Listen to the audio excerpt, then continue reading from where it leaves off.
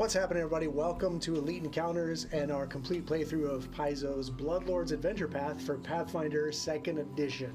I'd like to give a special welcome back to the Elite. That's everyone out there subscribing to our content, whether you're doing so on Twitch or on YouTube. If you're out there watching on YouTube, we're simulcasting in 4K right now.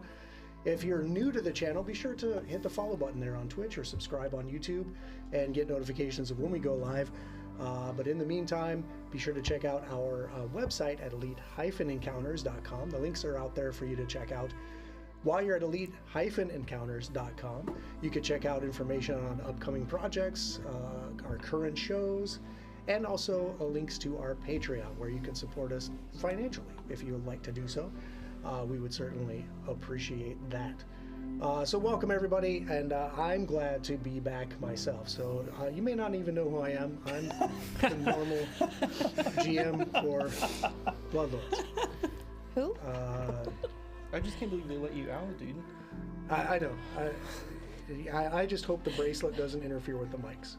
We'll see how we needed all the Patreon subscribers we could get just to post bail. Right, just to bail me out. Yeah. All right, that is not true. Okay. In a world of pure imagination, I think we create the story. All of that is just a reenactment. If only that's how real life was. Yeah. You know, you could just like be in the slammer and be like, "Are you sure about that?" Just I pick mean, up the D20. Be like, if it's a reenactment, isn't it just like wouldn't that then be based on history? Like that would be a reenactment, right? I'm Okay. so lost already. Welcome to Elite Encounters. We are live, clearly, on Twitch and YouTube. But thanks for tuning in. Thanks for being here, everyone.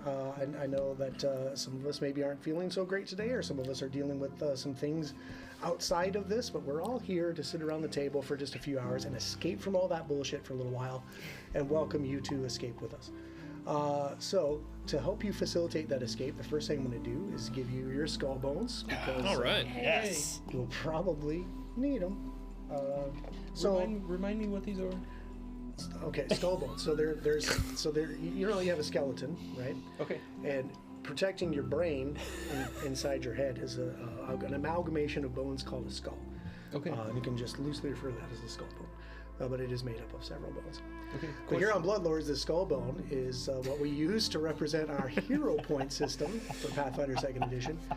So you can use these to re-roll a d20 that you don't like as a player, or you can throw them my way and force me to re-roll a roll you don't like as the GM.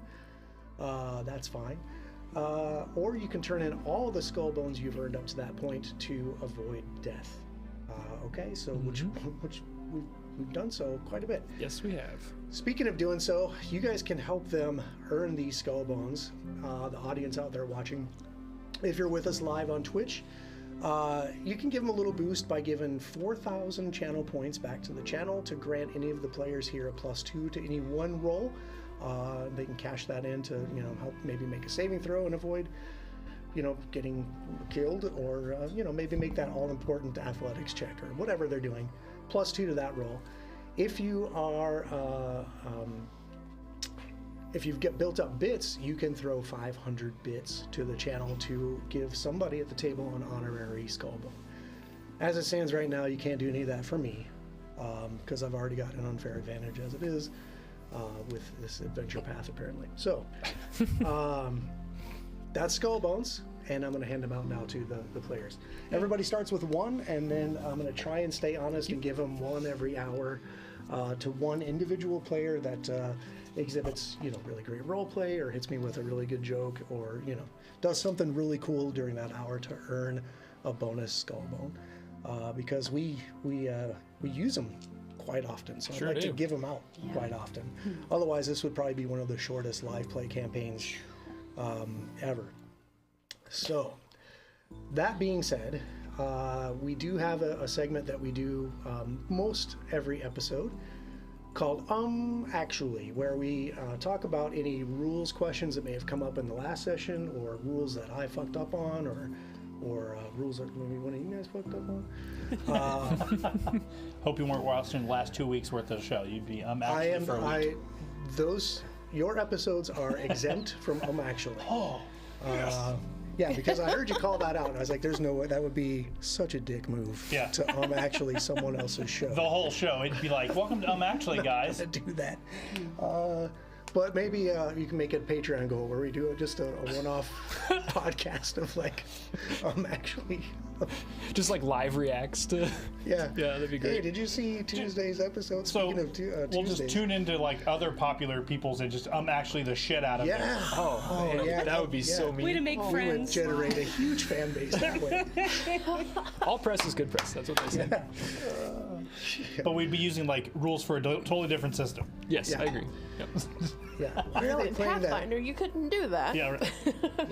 Right. Yeah. This Why are guy's- they playing that 5th edition of that other game over there? Let's tear that apart. Yeah. This guy only gets one action a turn. Loser. So dumb. Okay. All right. But We accurate. are 7 minutes in, and we're already way off the rails. Taking shots. What? So Welcome back, Patrick. thank you. Yeah, we're glad to have you back too. Glad to be back. I'm the sure I'll cockpit, so to find my speak. groove at some point during the episode. Actually, let's talk about some things. Now, we didn't really mess up anything. Last time we played Bloodlords as a group, you guys successfully carried out an infiltration. The first objective of an infiltration, I should say. And everything you guys did was great. I have no corrections or anything to point out, but I would just like to maybe review Yes. the infiltration rules, since it's been a few weeks. Number one, that we played that, and number two, it is a system we don't normally use at the table or in Pathfinder in general. It's just one of those cool little subsystems like chases, or I don't know. Infiltration obviously is one, but there's a number of sub rules that are in the GM core that kind of you can play these little side games within your game to have a little fun. So Hordes, that was cool. I'd never done that before. The horde mechanic is Yeah. the what? the horde mechanic. Oh yeah. Troop. Yeah, the troop. troop mechanic Yeah, I that's think is in a whole different book. that's it. Yeah. Underwater. Underwater is different. Yeah, I mean it's crazy. So recap rules. Recap infiltration rules. Recap. I have it written down. I just can't fucking read right now. And go. Welcome to Elite Encounter. We are live on Twitch and some other channels. Okay. So for infiltration, normally an infiltration has an objective or a number of objectives that you're Right. trying to achieve, whether that be breaking into a fortress to rescue a prisoner, or that is maybe sneaking your way into the royal palace to steal some documents that your particular faction may need to support their political objectives. Whatever the case is, you have something you got to do. That's your overall objective. On the way to that objective, you are going to come across several obstacles. It could be things like guards. It could be things like, convincing a certain delegate to allow you into a certain chamber during a certain political activity, or whatever the case is. You have some obstacles. Those obstacles are going to kind of be very specific in the types of skills that they'll allow to make rolls for, to basically overcome that obstacle. If you overcome that obstacle, you earn something called infiltration points. Get a certain number of infiltration points, and boom, you have reached your objective. Okay. Now, fail a certain number of obstacles, and you earn something called awareness points. Right. The whole idea of infiltration is you're trying to get in somewhere and be sneaky or fly under the radar. My favorite example is like when the Millennium Falcon went into the Death Star and tried to rescue Princess Leia. Right. I can say all those things without getting sued. Right. I think so. That one movie. That was a great kind of infiltration, right? Against massive odds. Like if you just went in there and tried to hack and slash your way through Yeah, hundreds of thousands of people. stormtroopers, Yeah. right? It's not going to happen. Same thing in getting into a town. If you try to fight your way through a town or fight your way through a fortress to get to like one document or one person, you're probably going to die. This gives you a system where you can avoid that. Now, even though you're being sneaky, eventually people are going to catch on that something weird is going on. Yep. That's the awareness point system. So if you start failing objectives, like you might make too much noise, you might alert the guards, whatever is happening, get a certain number of awareness points and boom, complications start happening. Is this the you're a little short to be a Stormtrooper? stormtrooper? Yeah, that's more of an opportunity, I think. Because, yeah, if you get a certain number of awareness points, yeah, the bad guys of the infiltration get a sense that something's off and may react to your presence.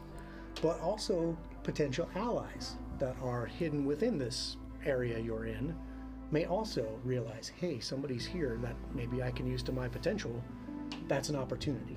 Right. Okay? And those opportunities may present themselves depending on how aware people are of your presence. Now, if you're sneaking too good, those opportunities may never arise. So a hot dog double-edged cart, sword. a hot dog cart through the middle of the undead town. It's not a bad idea. To get some awareness points. Yeah. Just hoping you like roll over a minefield for opportunities. Yeah. Where's my allies? I don't know about that. Yeah, that could make for some interesting scenes. But Who are you gonna play after Lysander's dead? That's my question. You know, I don't know. We'll see where the chips lie. okay. Yes. Laura has already given us 1,000 bits tonight. Whoa. Oh, what? Well, thank you, Laura. I will take those skull bones for myself then. So that's technically 2 skull bones that we can. She said she leaves that to you. That's not fair. Yeah, Interesting. I like it though. I don't know if I trust Patrick with that. Thanks, Laura. Yeah. You know, Mike, what you could do is take Remy and your horse, and if they both die, just make a skeletal centaur. That's right. Yeah. 'Cause we have learned all about how easy those are to understand as a Flesh craft them fantasy together. race. Yeah. Take them to And then- the then make 'em- reanimators. Mm-hmm. So the Then make corpse them climb a stitchers ladder. can- Yeah, they have climb to a ladder. Climb a ladder. All they do is climb ladders all day. Yep. Yeah. Yeah. What kind of pants would they wear? There is some So many philosophical I have lots of questions about Yeah. this Is centaur. it still the zombie torso on a skeletal horse body? Yeah. Yeah, how cool would that be? Imagine that model to paint. Could be cool. Imagine sculpting that. That would be my qualm. That'd be legit. And you just Anyway. you just take a zombie and cut it off at the torso Yeah, and just- glue it to a skeleton horse. There you go. Do it all the time. Every day. Whew, boy. Are you guys ready to play today? Yeah, let's go. Yeah, All right, yeah, I'm let's ready. do it. I guess. Hopefully you don't have to worry about making skeletal zombie centaurs after today. But let's talk about what happened last time. We'll do a very quick recap of last time and how we gathered together to successfully complete a phase of this infiltration into Packhead. So you guys know that there have been shipments back and forth to this town of alchemical substance involved in the poisoning plot here in Gep. So you made your way up here and kind of scoped out the town. And after not doing so great on the first foray into town, you regrouped and determined, hey, let's maybe split up according to our strengths and our skills and kind of take some of these things on with a different approach. So Mert took to the rooftops to kind of observe what he could, looking in windows, skulking about. While he was doing so, he did spot some creatures kind of clambering around some of the chimneys over in the residential area. And decided it was time to maybe bug out before he got caught up there. Ophelia snuck inside a factory. She was posing as some kind of cleaning crew, some kind of cleaning person, and successfully made her way around. And yeah, you located the couple of vials of alchemical substances that your strange bird spell thing found. And also, yeah, like you said, you uncovered some kind of ledger that showed what was happening again. Something was being produced here. Do you remember? Brain grit. Brain grit, yes. Mass-produced brain grit here in this particular factory. Amon decided to kind of just blend in. You guys had some disguises that you created the first day. Amon just kind of used that disguise to just kind of blend on in and act as a factory worker. Kind of fumbling his way through working you had some trouble with the assembly line, but you figured it out. It's like you figured out what was going on. You almost lost some hands in the process, but you did manage to blend in with the crew there on the assembly line and learn from them, just from overhearing conversations, that The boss that everyone keeps talking about has an office in another factory nearby. Okay, and you know that it's somewhere on the second floor of the specific factory on the specific corner of a specific street. Lysander and Alara decided to hobnob with some townsfolk and ended up going to a few different places and kind of commiserated in a tavern, kind of mingled with some people there. Alara dropped a joke that didn't land very well, but she recovered from that and you said it was a joke. You did the whole, oh, I'm just kidding. Like when you say something to like your wife and then she looks at you and you're like, oh, I'm kidding. I'm just kidding. Yeah. Don't kill me. Go Just kidding. do something else. Better go cut the grass. Yeah. Okay, thank God cutting grass is over for the year, right? At least it should be. Yeah. Okay. But everyone was successful. Whatever they did, they were successful and started finding out little pieces of disparate information. And as they decided to kind of bug out and kind of meet back to get back into the cemetery and back out of town, they realized maybe they drew a little too much attention to themselves over the last couple days because two clockwork things bearing some kind of weapon you've never seen before ambushed you. In a street intersection, you were pointed out by one of the townsfolk and you were attacked and very nearly killed a couple of you as you fought these clockwork creatures, and you have just made your escape after defeating them. The townsfolk were starting to really they were hiding from what was going on in the streets. It was a very dangerous situation, but as the dust was settling, people were starting to come back out and watch. You guys bugged out, went into the graveyard, past the Maitland Mausoleum that you had seen on your way into town. The door to the mausoleum was open, and somebody beckoned you inside. Ophelia rushed into the darkness, and that's where we're going to pick up right now, in the mausoleum. What do you do? First off, I think on the way in, saying that, I stashed my machete and shield nearby. Yeah. I definitely would have grabbed those, seeing those eyes, and us deciding to go in. Okay, I'll allow it. Okay, so you duck inside. It's obviously dark in here. Most of you can see in the dark. I can see. There are a couple of you that cannot. Is that correct still? Okay. So as you move your way into the darkness, Ophelia, you were the first one in there. So you come barreling into this mausoleum. The person holding the door is a thin, pale corpse wearing formal wear and a hat. And there might be a picture of that popping up here soon. Yeah. Okay. That's what you see kind of holding the door. And standing in the shadows in the kind of the rear of the mausoleum is a female. Spooky. Kind of a dried corpse looking. They both have these pinpoint kind of purple eyes. However, her neck looks abnormally swollen. Okay. And her lips look abnormally swollen. Like her whole her lower facial area and neck are just not normal. Not right. Gotcha. Even for a corpse. And then he beckons you in, and you come running in there. Who's coming in behind Ophelia? I'll come. Okay, and Mert, you can now see in the dark. Yeah? Yep, sure can. Okay. So you see the same thing. These figures like, please come in here. I definitely want to lead forward and protect those because I know that because I was late to the party, I didn't get banged up as much as the others, and I want to make sure nobody is subject to more harm without me present. Seems reasonable. Nobody's making any threatening gestures yet. Sure. Could I give you a medicine to know what the heck is up with that lady's neck or throat or something like that? Sure, yeah. Okay. Take one. Cool. That's a 25. Okay, so it's not something that you would commonly see, but it's something that like these kind of reactions a lot of times will happen if somebody ingests or drinks something poisonous, and their airways swell.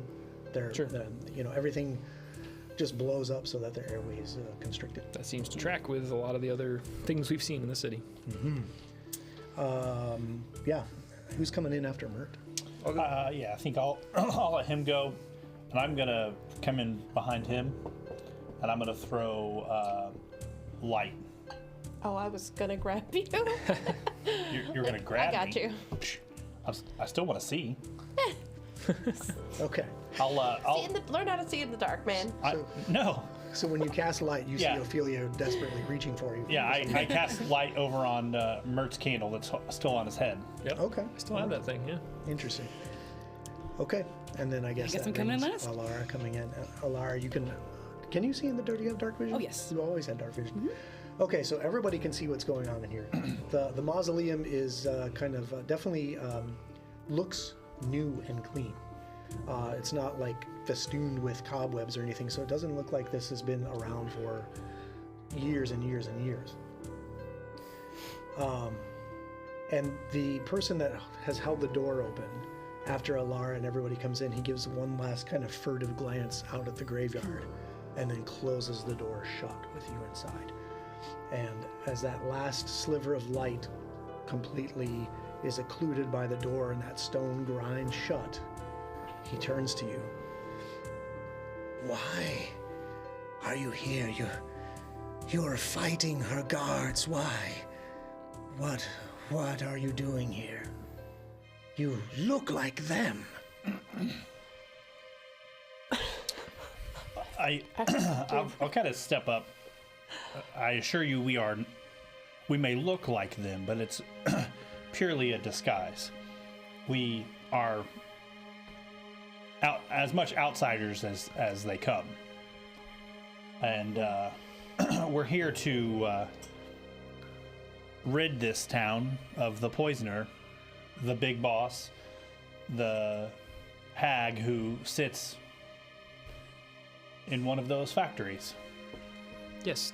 As he says that, I'll like kind of lower the overalls I took from the corpse earlier to like show my armor underneath it. So those eyes kind of flash in the sockets of this creature, and he kind of crouches down in this kind of awkward, inhuman pose.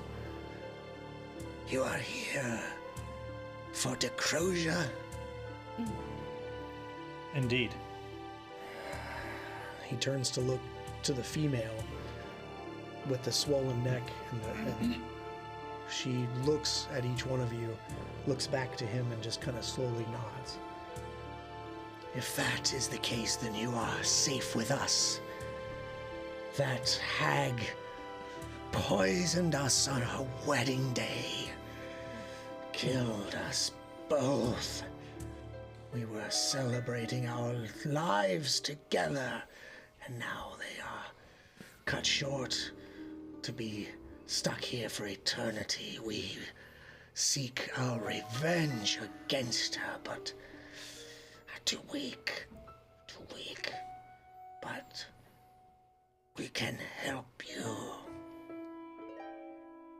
How can you help us get into one of the factories? Which factory? I can't help you get into factory, but you have a safe place here with us. You may sleep here. You still need sleep, yes, some of you. Yes. May We do. recover from your wounds here. And he looks at Ophelia's gaping bullet holes Definitely need to. and kind of licks his lips a little bit, but then kind of shakes it off. And we may have things that may help. Yes, and looks at the woman, clearly his bride. Yes, heirlooms we can give you to help you. It's all we can do to avenge us. Any help is better than no help, and I think we would willingly take whatever help you are willing to offer. What heirlooms do you possess that can fight against this? And I'll lean that double-barreled musket against the wall. This bizarre weapon that none of us have really encountered before. Against that, I don't know, but what I have here is this. And he turns to one of the alcoves in the mausoleum, and pulls out a folded, looks like a set of leather armor maybe, except it's crafted from rotting flesh. Yeah, this is nice. This is nice, yes? No. Used to fit me so good. But yeah, it looks like a suit of leather armor completely stitched from rotting flesh. dear. You can take a look at that. Hey, Ophelia, you want to scope that out? Yep, I'm just gonna sit right here and look at that rotting armor, Okay. rotting corpse armor. You just gonna look at it, or? I'm gonna craft, do a crafting check, if that's okay with you. Yeah, I'll give you a craft. While she's sitting there doing her thing, I pull out my black stone and I stick it on her back and I heal, go to treat wounds on her. Okay, yeah, I'm sure she'll need that. I'm sure she will too. With crafting, you know that this is some kind of leather armor crafted out of rotting flesh. That's great. There's probably other things you can do. Perhaps it has an aura of some kind. Yeah, I could have. Yep, I could do the read aura. Oh, yes, you could do that as well. Oh, dude. I didn't try that. Why don't you? Okay, so I'll take an occultism. I'll roll that here secretly for you. You are currently a plus 12 in occultism. Am I right? 11 or 12? I think she gets a bonus 12. on top too for that read order, right? +2 on top of that or something like that. Probably. I don't know. It's her character. Yeah, me neither. Ophelia. Let's It's see. 12. It is 12. I see that. Okay. I finally got my path builder to work right before the show went live. So Yay! good on us. Okay. Now With if you this can roll, roll you like crap. absolutely know that this is something called ghoul hide.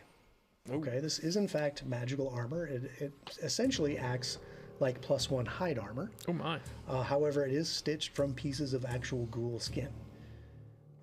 So it is a +1 hide armor, and because it is made from ghoul skin, it gives you a +1 item bonus saving throw. Item bonus 2 saving throws against curses, and makes you completely immune to ghoul stench. Wow. Cool. That's pretty darn good. You get back 23. Wow. Okay. So that's one piece that he gives you. In the meantime, his bride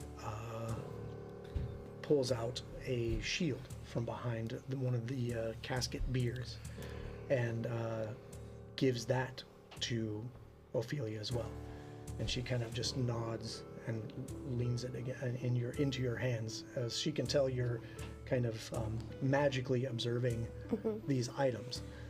So I'm guessing, Yeah. not that I want to play your character or anything, but you're gonna read aura on this Doing one? that. Okay. What were you saying? I'm sorry. I didn't hear you with the... What did you say? I will be doing the read aura on it. Perfect. And Okay.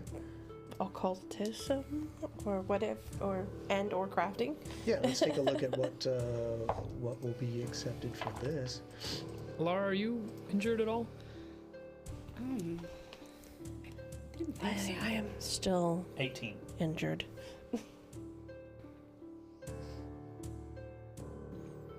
No. No? I'm good. Okay. I Okay. thought so, but I wanted to double check.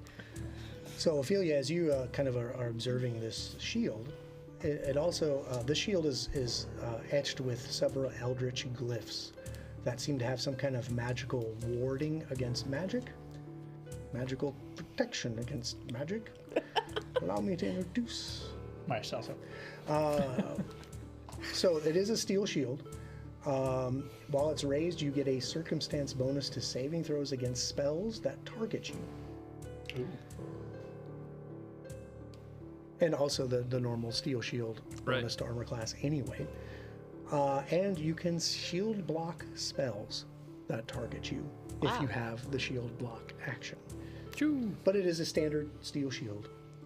Hardness 6, 24 points. Break threshold 12. For those of you keeping track at home, Keep it track at home. right? I'm sure everyone's got their little score book out there and they're like, oh, okay. Actually, that should be Yeah, hardness 7. Yeah, it's not like it doesn't have like any kind of runes, like any potency runes etched in it. It's just those eldritch wards. That's incredible. against So magic. yeah, what an Shield incredible block item. A spell. That's pretty cool. Yeah. If it is a spell that is targeting your armor class, you can shield block it. Now, if it's like a fireball, you can't shield block that. But if it's like needle darts, But it sounds like you Shield still get the circumstance bonus to the save, even if it's not. If you yeah, have it's it 2 raised. saving throws on Yeah. spells. So if you are if you have your shield raised, you still get that bonus to the reflex save or whatever. However, it does say spells that target you. Ah, yeah. So area effect stuff. I'm with you. Yeah. Like any of my spells are that are one creature. Yeah, then you would get that bonus. Yeah. That's still a phenomenal item though. It is. It It is. is great. So I'm guessing you want to sell that. Market. Okay. I'm interested in it as the shield guy. I just think like I have questions mechanically about it. While we're doing our thing here, I'll cast a second level 2 action harm, Whoa. and you will get back 13 and 6, 29. I'm fully healed now. Great. Yes. Hopefully, these will help you. That is the best we can do. I have a hard time remembering, but my name is Birab Maitland. Yes, that is what I was called, and my new bride is Dayama. We were wedded, and Decrosia was one of our guests. Somehow, she got a hold of the bakers that produced the wedding cake, and when we finished our ceremony, we felt very strange. My wife couldn't breathe, and everything went black. And the next thing I remember was waking here with an unrelenting desire for vengeance. Now, you can help us kill her.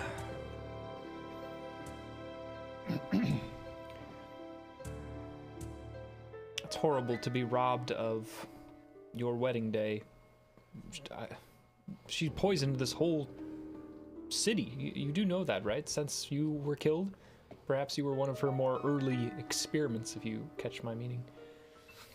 Yes, we have seen her kill, and then we saw the graves empty. Some of the graves that were filled from before the poisoning, she dug up for more of her experiments. She is perfecting some poisons. Her and her sisters. She is a hag. You know this already. What more do you know about her sisters and the coven that she's a part of? Not very much, just hags always have sisters. Always in 3 are hags. It may bring you some peace to know that Decrosia is the last of her 3. We've slain the other 2. Then perhaps she knows some pain and misery before she dies. She has a plot to poison not just this town or other experiments. She's mass producing these alchemical items to poison the Quick of Geb and perhaps beyond. Her cruelty will soon go to a level or to a breadth that we can hardly even imagine. We have to stop her before this gets any worse. When you say that the plans kind of go beyond Padked, Dayama, the bride, is like, you can see she's shocked. Her hands go up to her mouth and she starts shaking her head violently. And he explains they have family outside of Padked. They have people they know across Geb and even outside of Geb that this cannot be allowed to pass. They do not wish this fate on their family. Do they look? They don't look anything like the Viralax, right? They don't have like poison dripping off of them or anything. They do not. So that image that you see posted there by our tech crew, thank you, TJ. Yeah. That image you see there is exactly what they look like. Interesting. In fact, those of you who are seeing this, if you want to get a sense of what they really are, it would be like a recall knowledge religion. Yeah, if you want to give me a religion, I'd love to Same. try to guess. Especially like, Mert is particularly interested in different creatures that are being murdered and how they come back. Like we've seen a Revenant come back. We've seen, these guys come back, and they're clearly not like the Viralax. So both of you in this conversation, and you're trying to identify what these are. You know that both bride and groom are revenants.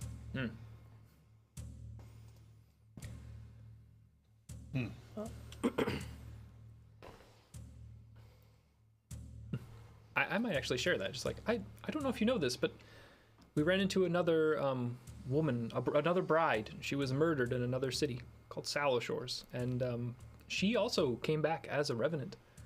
I believe that's what you both are, if you don't already know it. No, just we must avenge our deaths. That is all we think of, all we want, all we must have. Definitely revenants. Yep, that would explain your focus on vengeance. We certainly will do our best to help you carry that vengeance out. So Amon, like I remembering the crew on the ship that was grieving, like they were having a funeral, like it was an undead crew and they were having a funeral, and like that messed with me a little bit, right? So I'm almost like, as they're talking, I just kind of have this almost like pensive look on my face, and I just say, we need to help them find rest.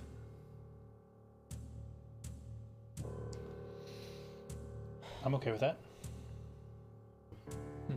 Would Mert know enough that what happens when Decrosia dies to these people? I wouldn't think so. Yeah.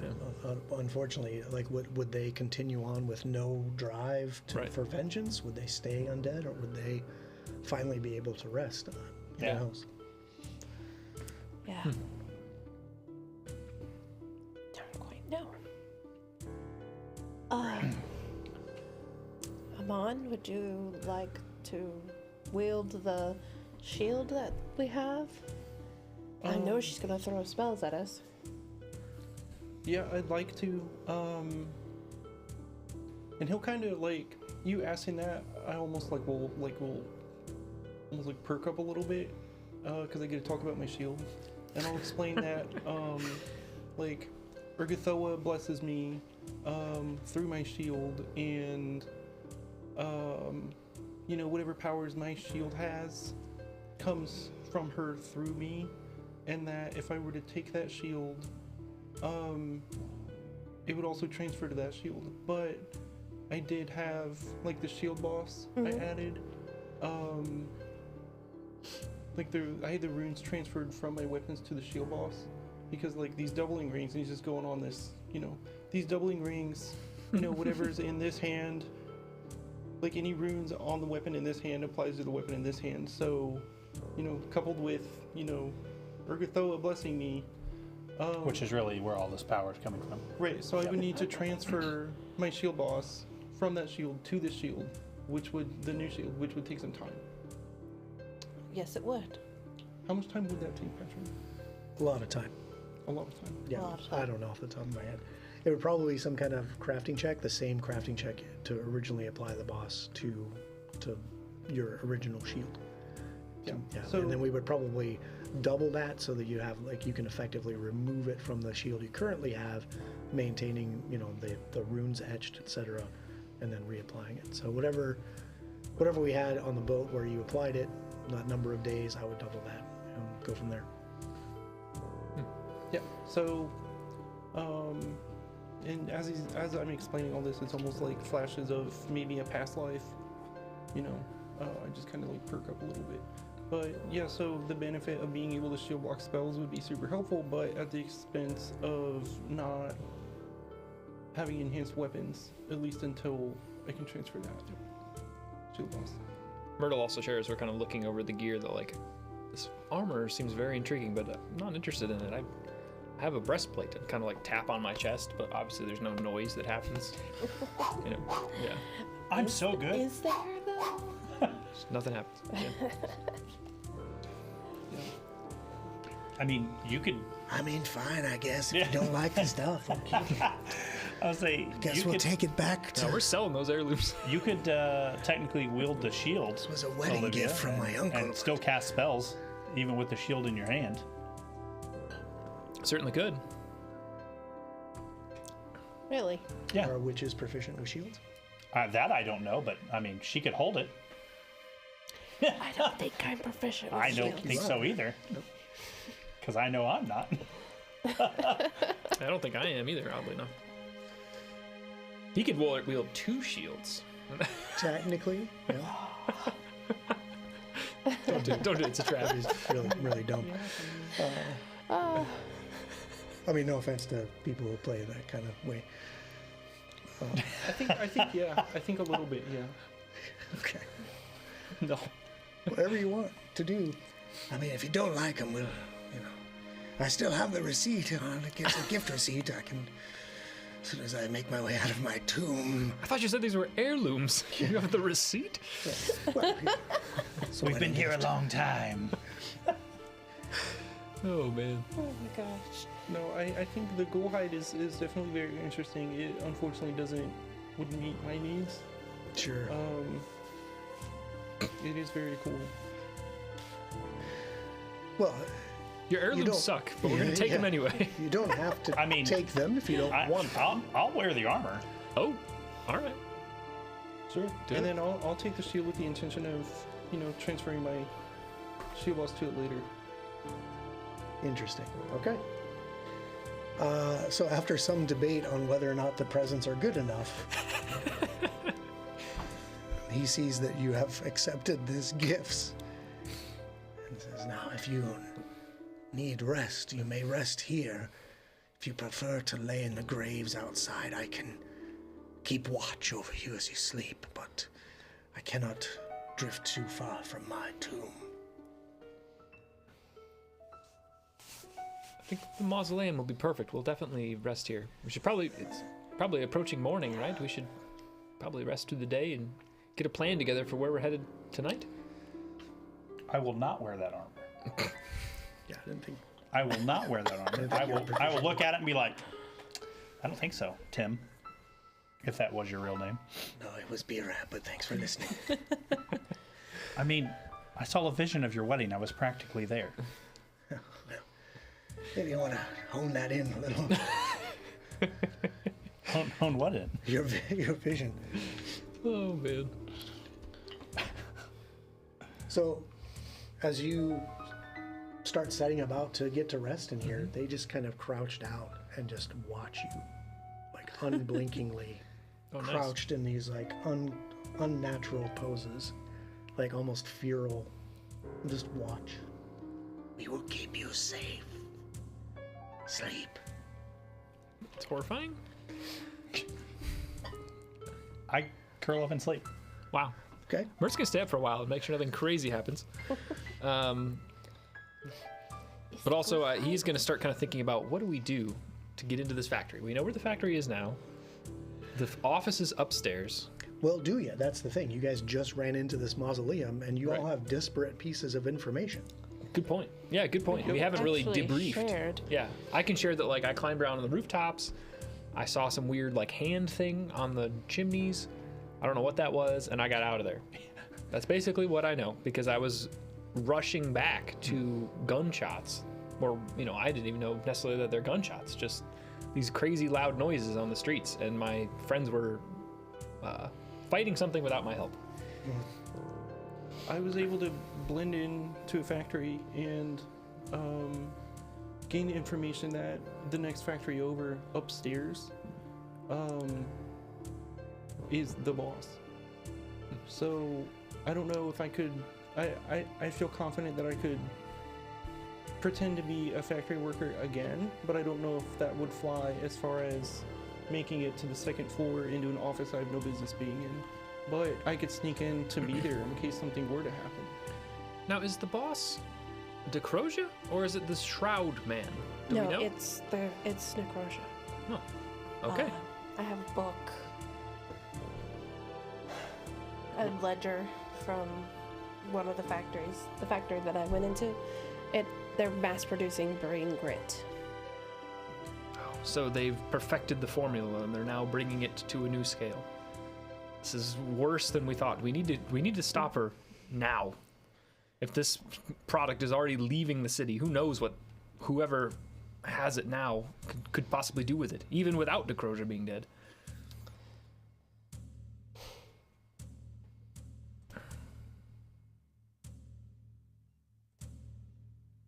I can't remember exactly what was in the book.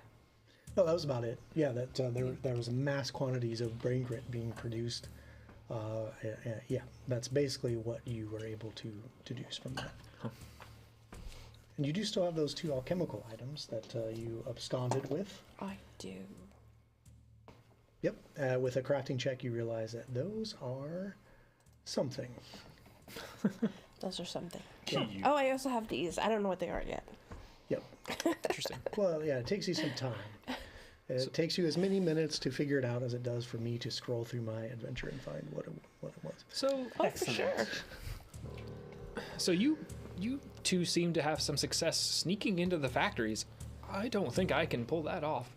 I can try my best, but it's probably better if I don't try to sneak. I did all right climbing up onto those other roofs in the residential district. Perhaps I could climb up into an open window if you let me in, or something like that, but I'm not going to fit in on the factory floor. I do worry about all of us trying to get in, and then I think it's going to be pretty obvious if we're in the middle of a factory, even if we can successfully get in. Well, we know we can't all go in together. When we tried to Yeah. do that last time, it failed horribly. That was what I was gonna say. Is like, do we all need to go into this factory together? Because I mean, we don't know. I think the best thing to do would be to gather some more information. If you can climb, maybe you can look in the window and see if there's anything you can find, and maybe I can try to listen for more information on the factory floor. Certainly. And, I mean, and your crazy blood bird, you could send up that way as well and get a little closer. Now that we know a specific place where we're looking, maybe I can ask around and see if there's any places that Decrosia frequents when she's not in the factory. That's a good idea. Sure. It'd be nice to find a place that isn't crowded, but I don't know where Well, that would be. it just, you know, a way to just track like where she moves or where she goes, or I mean, who knows? I don't necessarily want to fight into a factory to fight her to fight out of the factory. No, I think you're right, Lysander. I think we probably should send only 1 or 2 of us into the factory to just get a little more information before we put all our eggs in one basket, so to speak. All our eggs in one factory. All of our brains in one zombie. Yeah. There is also the existence of the shroud that we don't know much more about. Very true. And I don't want to get too distracted from our objective, but I do think that there could be some potential assistance there if we think he's an ally. Well, and if I break myself through some second story window, there's no guarantee I get myself out alive. Correct. But also, if Decrosia is there and she catches one of us sneaking and they are alone, the chances that they make it out is also very slim. Yeah, that was my point. If we go and sneak into this office and she's there. Yeah. That's why I was thinking maybe if you send your bird. I mean, at the very least, if the bird gets sighted or pictured, pointed out, then yeah, she may know something's up, but we're not going to be actively trapped in a room we can't get out of. Right. I don't know. I don't know. I'm also very leery of just like, I don't know the rest of the town's reputation with the shroud, and I don't want to just be like, hey, pal, where's the shroud? in my conversations. I don't want to know. Sure. Sure. Good point. I don't know how that plays Probably out. Probably not so well, since everyone talks about the boss, Yeah. and the boss is not the Shroud. And in our general gathering of information in the town, we've not picked up on anything about this Shroud character. So sure. it's not something that is widely spoken about Right. in the town. But he is in league with the Carter's Consortium. We did learn that much. Yeah. And there seems to be some tension as the last remaining faction presence in the town. For sure. So we could potentially have a couple people split off and try to look for him, or at least where the carts are and perhaps where he is located. Sounds like we have a bit of a plan. With my experience with the Carter's Consortium, should I be the one to look for the Shroud? But also, with the time I spent blending into the factory, maybe I could, utilize that to try again. I guess the question is, are we going into the factory with all of us to defeat Decrosia if she is there? Or are we just sending one or two in to gain a little more information first? I would Who could we send in to gather information? We could do Ophelia's Not bird. me. Yeah, I think if we're not going in, kicking the front door in with the anticipation of taking her out some way, I think we send Ophelia's bird to try to gather some information on what's inside that specific factory and try to locate where the big boss office is on that floor, whatever floor it's on. Somebody said second floor? Right, I think. And then gather some information there. I think as little of our presence in that factory as undeadly possible is wise for our continued unlife. Sure. And then, I so then where could you climb up to the second floor to look in the window? And then maybe I can... Certainly. If things go sideways, we could definitely designate a window I could climb up to come in as well. Yeah. And then maybe I can walk around and try to see if I can spot something familiar. Based on my experience with the Carters, maybe I can find something that looks similar to what I've seen. So kind of poking out where the Shroud character could be. Sure, yeah. Yeah. Because I've seen many carts and depots and stuff like that. I'm sure I could maybe recognize something. Sure. Okay. You guys talk a lot. He's still just crouched there like watching a tennis match. Well, it should set you at ease that we're trying to plan and we're not just going to rush full-heartedly into attempt to if you say so. kick her door down. Yeah, 'cause we don't. He just wants vengeance, so it doesn't matter what we do. Yes. Okay, well. That's a Do you good want point. me- Why haven't you gotten revenge yet? Too weak. Can't move too far past my tomb yet. I see. What would make you stronger? I don't know. If I knew, I would do it. I've tried push-ups. That begs to the question of if the bride came back as a revenant, how could she move past her tomb? Oh, she moved past the tomb and he didn't, is what you're saying? No, not this pair. Oh, how other is one. she able to break free? Yeah. There must be some distinction, even amongst revenants, that is causing a difference there, right? It seems unusual. Perhaps it's because of the poisoning. It's kind of weakened their state. Interesting. So I think I'm going to poke around and see if I can find any other places that Decrosia frequents with some information. Sounds good. What do we want Alara to chat about? I don't know. What do you think makes sense, Alara? Do you want to go with Lysander, or sneak in somewhere, or ask different questions somewhere else? It's totally up to you. Yeah, I agree that we need to get with Amon, that I'd like to get more information on the Shroud, but I'm really not sure where to go. Or we have so little. And without, like I said, without risk of running into a place and being like, yo, here for the Yeah. Shroud. I will say that in the residences, I really didn't give that place a very thorough looking over. I mean, I just got to see the roofs in certain buildings. could be a potential place to go explore and ask around some of the more just regular folk when they're off duty, perhaps. Could be True. worthwhile. Yeah. But I think this time around I'm gonna stick close enough to the factory to, come in a window if I have to, and perhaps send maybe my climb bird. up on an adjacent building to kind of see what I can see through the upstairs windows, and maybe locate kind of which window corresponds to her office. Maybe that way, we could actually make a plan to just all climb up through that window and fight her. Sounds good. There's a factory on the corner of two streets, and her office is on the second floor. Yep. So basically, I'll send my bird and, I don't know, walk down the street, try to blend in somehow, and have my bird flying above since I can't be too far. Sure. Okay. So it sounds like you've hashed out some plans. Yep. Revisit those plans Yeah. when you're ready to wake up tonight, I guess. You're going to Yep. spend the rest of this day recovering from your wounds. Yep.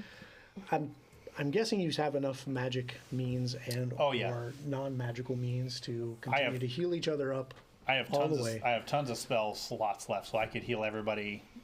Everyone will be full. Yeah, let's just go ahead and we'll Bam. hand wave that. Everyone is back to full hit points, and then that would expend most of your spells, including maybe some support from some of Mert's medicine skills. Yep. And Then we rest. well, you guys will rest. However that looks for each of you individually, we've gone over that before. Like some of you need to really sleep, and some of you need to just kind of go into a hibernation or a torpor in a sense for just a few hours, and then you're ready for the next day. Did we refresh my memory? Did we figure out what kind of hag the big boss was? I can't remember. Rust tag. Yes. Correct. We did. Before I go to sleep, Okay? I am going to use automatic writing. God damn it. Welcome back, baby. Oracular. Okay. I'm going to use automatic writing. Interestingly enough, I prepared for this. Damn it. All right, you know what? Next time, it's going to be something completely random. It's going to be like some random dog or something do I see that. on the Don't do street. that to Patrick. There we go. All right, I I'm mean, going to I do... manage, but not as good as when I'm ready. I mean, that's true. I'm going to do automatic writing. Okay. I'm going to sit down for the 10 minutes and scribble away, and I'm going to gain lore rust hag. And I'm going to roll that with my occultism. Okay. And your bonus when you do this, you'll end up getting bonuses on top of your proficiency, right? So Correct. what ultimately will be your total proficiency to this? I will have a 14 to start. Okay, sounds good, sounds good. Okay. So what does that look like when you start doing this? So, especially in here, I pull out a piece of parchment, and he sets it on the floor. It's a mausoleum, so it's stone, right? So he just sets it on the floor, and then he just pulls out this kind of. It looks like one of those pens, like kind of like what Mert has over on the table, and there's no ink, there's nothing there, and he just sits it on the paper, and then his eyes roll to the back of his head, and it just starts going nuts. Like he's making circles and coloring. He essentially colors in the entirety of this page in 10 minutes, leaving gaps. And when he's finished, his eyes kind of snap forward, and he picks the paper up and holds it up to the light that's coming off Mert's head. And in the gaps is where the words appear. Okay. And it's written. It's not just like crude letters. It's written in handwriting that is clearly not Lysander's handwriting. Right. And so after this 10 minutes of hoogity boogity, Yeah, you produce this, what you have in your hands there. So I'll let you take a look at that. I will do that. Okay, so he's not been very shy about letting anyone else see these, so he just kind of holds it up in front of the letters, kind of out in front where everyone is, and it says, in Old Patged, Dracrosia holds sway, revealing in death and urban decay. Refining the poison on townsfolk, she prayed. Prayed, yeah. Pride? Prayed. Prayed. She preyed on them, not like prayed. Mm-hmm. Gotcha. Until all of the living entombed they laid. Well, that's right on the nose, isn't it? Adept with firearms and a rust-hag she be, seething disappointment by her sisters 3. Should you come too close in the city of dust, your armor and blade she will corrupt to rust. Oh no. So, with your occultism, what this is conveying to you, Yep. you know Decrosia is a rust hag. You know this history of that. She's come to Patged and she has poisoned the townsfolk after experimenting on them in various means. The victims of some of those experiments are here with you while you do this. But you know she's a rust hag. Rust hags in general are adept at using firearms. And you can put 2 and 2 together that firearms are these crazy weapons that nearly killed Ophelia and maybe some of you other people as well. And she's really good with them. Most rust hags are. And also, they have the ability, if they strike you physically with their claws, they can start rusting your metal items. Ooh. Whether that's your armor, your metal blades, your metal shields. That's what you know from that occultism check. Okay. I will explicitly lay that out so everyone knows that information. And then he kind of takes the paper and he kind of just like holds it for a minute, and I think he just whispers really quietly, "Thank you," and folds it up and puts it in his pouch. Okay. When you do that, there's something that makes you give pause. Okay. Something in there doesn't make sense. Okay. I'll let you take a look at that and see if you figure that out, and if not, we'll go off this roll here. Sure.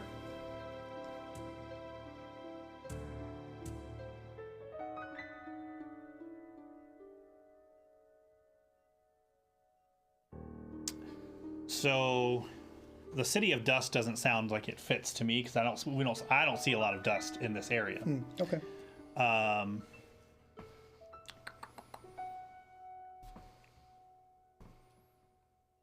There's a lot of brick dust around. Yeah. Yeah. Well, Plus, it rhymes with rust. So. I did my best, dude. Hey, I'm just saying. I'm not a poet. You know it. Nice. These aren't provided to you in the. They are not. Yeah, right. Yeah, like if one of your players Yeah. plays a fucking weird oracle, give them this. No, that's not Yeah. in the What? AP. We read it again. Why Well, is she disappointed okay, by so- her sisters? Or what's the? Well, remember we got that weird entry in one of the ledgers that said insufficient quantity. Yeah. So perhaps when she was initially trying to help out, she wasn't able to provide it? Or they weren't able to provide it to her, and she was disappointed in them? Either way, it seems like there was a rub between them. Why does she wait? Her sister's 3. Yeah, so it says seething disappointed by her sisters 3. There should be 2 sisters. Yeah. Right? Is there a third? Are there 4 of them? There are 3 in total because they're a coven, I would think. By her Right. sisters. By her 3. sisters 3, Maybe there is a 4th. maybe there would be a 4th. You know what, Alara? ScoMo. Get it? That's the key phrase in there that I was cluing you in on. There's Okay. something weird about this coven. There are more than 3 of them. Also, they're cheating. Okay. Yeah. Yeah, it's Yeah. Is that like a coven polycule? Covenacule? It's a quad oven. oh A my quad oven. Yeah. They're That's- a thruple coven. That's for sale at Costco. That's the 3. quad You oven. want to do right. a 4. Right. Boy, oh boy. Okay, thanks for the tip. Yep. They're a quadruple. Oh boy. So we don't even know who this 4th member is, this 4th sister. Correct. And it wasn't Kepketa, that was just Tavia's daughter, right? Tavia's daughter, yeah. Or where they are? Because it doesn't even necessarily mean that they're here. I think that presses us even more to figure out where this brain grit is going out of here. Sure. And check the carts to find out where their outbound is, because that may be that they're going to the 4th member. And maybe, And maybe this like seething disappointment is why she's poisoned the whole town. I mean, I don't know if this is an experiment, you know, just to see, but I mean, to do everyone, maybe that's like, why is she so upset? Didn't you get some hatred for one of the two at Silo Shores? Yep. Was hatred towards Decrosia. They all kind of hate each other. Yeah, yeah. They're kind of like sisters by proxy. Yeah, yeah. All because of Iron Tavia. Just imagine 3 people getting together to try and do a project, and they all have their own way of wanting to do the project, right? Right. And their way is pissing off the other people who want to do it their way. Right. Because only their way is the right way. Yeah, she poisoned this whole city and tried it, and maybe it wasn't the brain grit way, and brain grit and tremor paste way, and you know, they were mad at them for kind of What was Tavia doing to her brain grit? enhancing it, refining it. With Fey Fairy. brain The material, brains of right? Fae. Yep. And what was Sani, Bride of the Sea, doing to her tremor paste? Seemed like she was enhancing and refining it with some of these. Alchemical solutions. Yes. Yep. Yeah, she was also. So both of them were trying to refine what the base material was. The base material is what you found at the farm. Right. These hags are purifying it, refining it, making it more potent, and it's just not fast enough for this particular member. That needs more. Obviously, because she's mass producing this stuff. Although interesting, well, I guess we're still reading into what insufficient quantity means, because it's interesting that she's producing this much, And something is short. and she's the one they had written down as having insufficient quantities. But perhaps because she's not using the refined formula, that's the reason that there's this rub. Well, Iron Tavia was doing brain grit too, Well, and we have a factory full of brain grit. it also just said that from, like, it was just speaking of her, and it said insufficient quantities. It could have meant like she was drawing and everyone else had insufficient quantities, so it could have been like the demand was her and everyone else wasn't providing. Yeah. Do you see what I'm saying? Like, if I was a pissed off sister, that's how I would look at her. I'd be like, oh, well, I'm not good enough because I'm not kicking out the shit fast enough. Yeah. And I'm being told I'm providing insufficient quantities. And if you're poisoning like knows? entire weddings and entire Yeah. towns, you need a lot of it. Yeah, sure. And, I mean, to be fair, if it's, if they're all kind of working independently to do the thing, and she's over here like, look, it's working, you just aren't giving me enough, like, Yep. So she started making brain grit on her own, and used poison who knows? to enhance it. I don't think we know yet what she even used to poison this city. It could have been brain grit, could have been something else of her own device. Sounds like she's done lots of experiments, which is true. Yeah, because we've seen other brain grit, but we haven't seen this. Well, look at it. Response. Look at it very, very blatantly, right? So I kind of like gesture to the 2 that are in the tomb. If this was early. the first trial, Yep. and this pointing outside the tomb was another time, Right. like the outcomes are very different. And if the progression continues at this rate, think of what will happen next. Correct. An entire nation could be poisoned. Yep. Let's hope there's no refining it past this.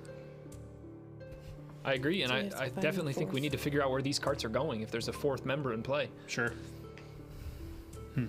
And we've seen no. I'm trying to think back to the other books and ledgers and things that we've seen. There's nothing that we've seen that has indicated. I can't think of any another point that we style. had a question of like, oh, who's this? Yeah. Or hey, interesting. I mean, and especially if it's someone that she's still upset with. I'm guessing they probably aren't here. I mean, I guess we don't know.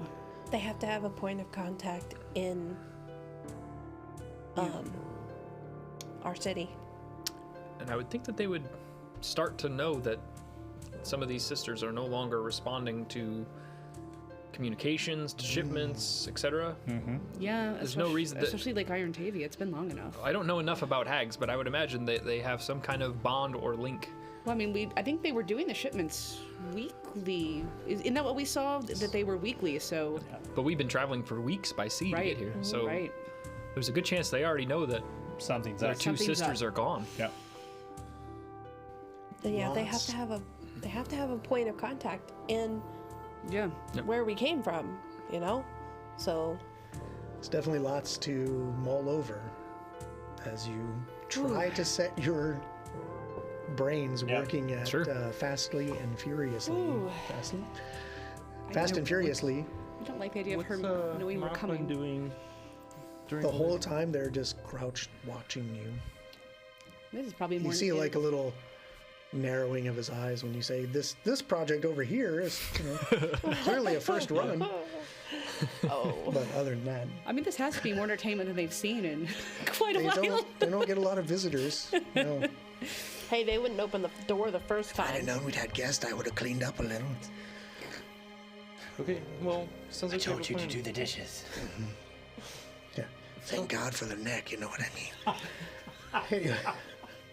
Hey-o. Thanks for tuning in, everyone. Boy. That's been Bloodlords. Good night. Oh my gosh. Is that why she doesn't talk back? Oh, boy, oh boy. Well, That I'm in slope, trouble. That slope is I think we have a plan, and I think we should carry it out right at this point, right? I mean, we have a decent idea. Should I even go to the factory to look at the windows, or should I perhaps go to try to look at some of these carts? I feel like that's the most important key at the moment. Yeah, let's. I think we can send the bird to the factory. That's a little. Yep.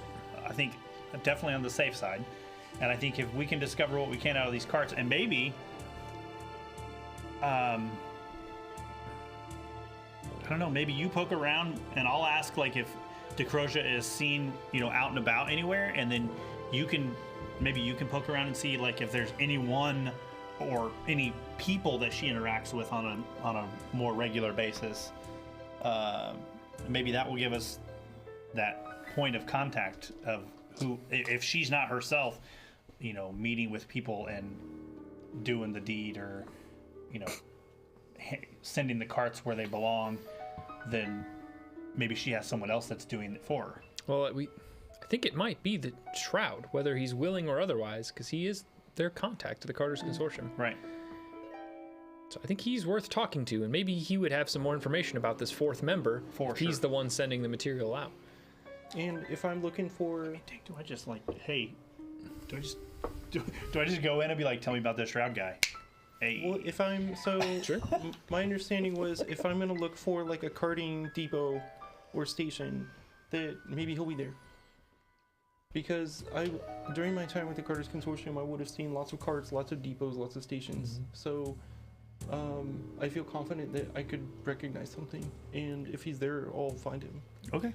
I think I may come too, and whatever roadway they may be using to send things in and out, I might be able to at least, lay out and try to figure out, the contents of the carts, what's in the carts, where they're headed.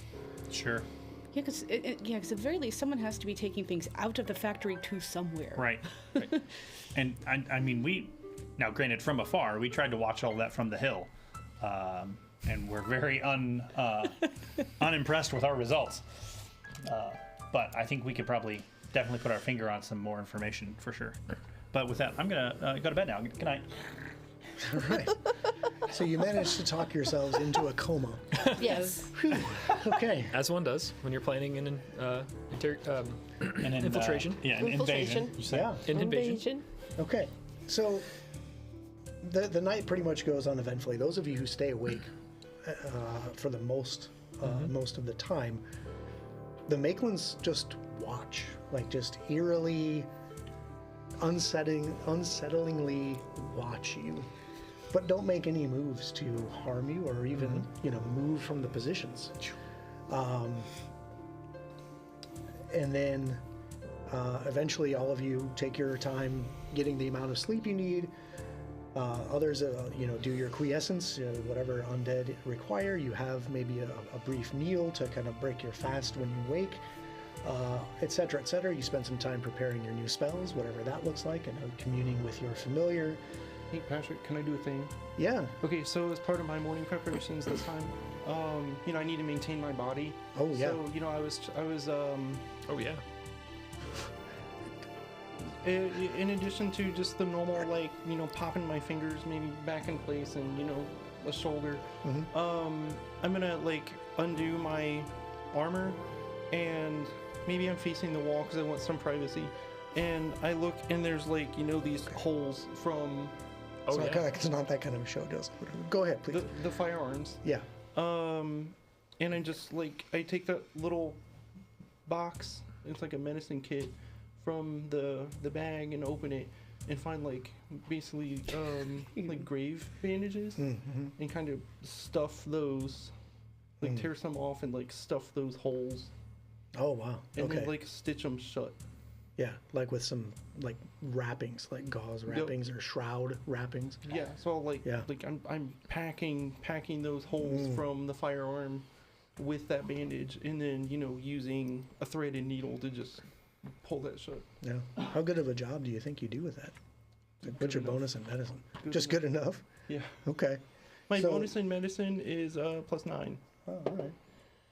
Yeah, you do a bang up job. The scar should look very beautiful when those ever heal up. The zombie skin scar. Why not? Okay. And then It's a I'll, fantasy game, man. Why not? and then I'll put my armor back on and the clothes on top of that. Yeah. Very cool. Very, disturbing. And a good point that you do have to go through that. If you exert yourself to a certain degree, your body starts breaking down. And if you don't maintain that flesh, you eventually have problems. Yep. This is very, very disturbing. Fall apart at the seams. yeah. Literally. Literally, yeah. Yeah, reminds me of me. Okay. So, you guys get up, and it's nightfall. The Maitlands, as you start getting up and getting ready, they both go into their state of rest. They feel like now they can trust you. They've watched you all night. They feel okay. So they both kind of just, their eyes go black, and they just kind of sit in that crouched position still. What do you do? I'll lean my machete and shield up against the wall of the tomb, Okay. leaving them behind.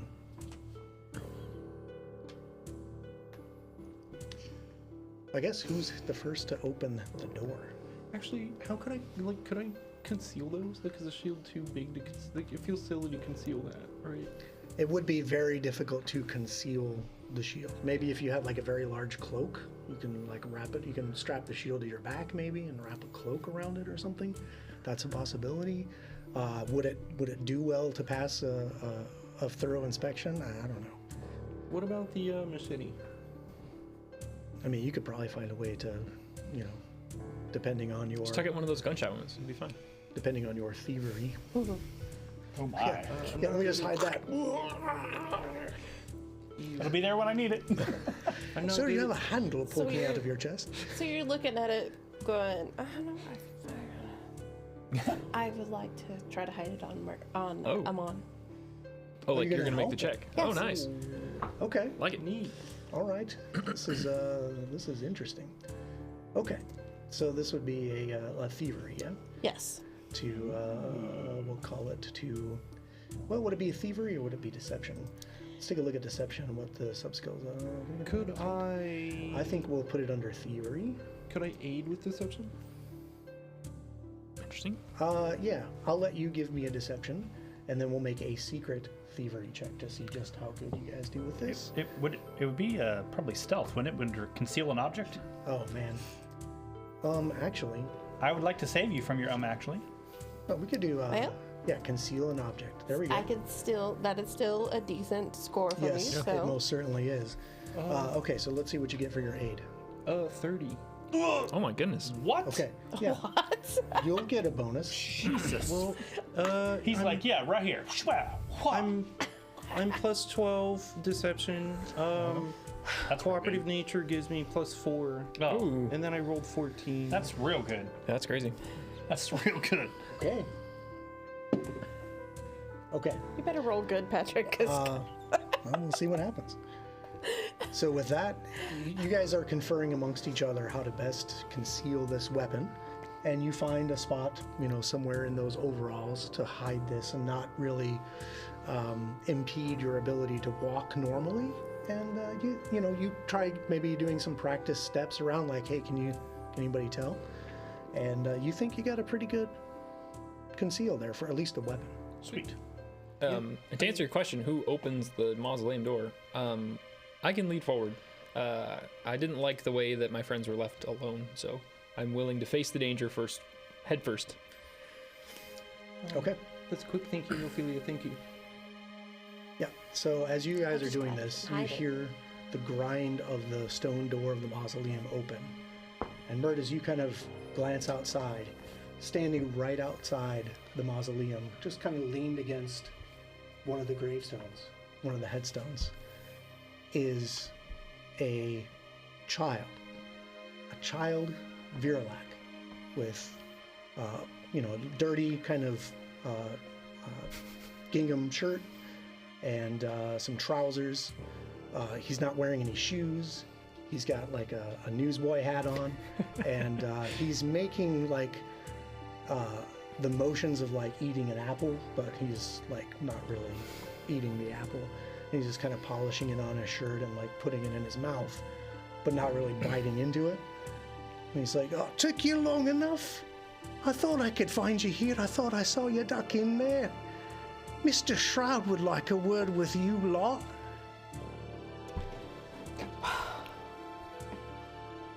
Glad we planned all that. That's great news. I had a lot of fun just sitting here listening to you for the last 45 fucking minutes. But you made me do the right, didn't you know? That's great news. We would like to speak with Mr. Yes. Shroud. Right, I thought as much.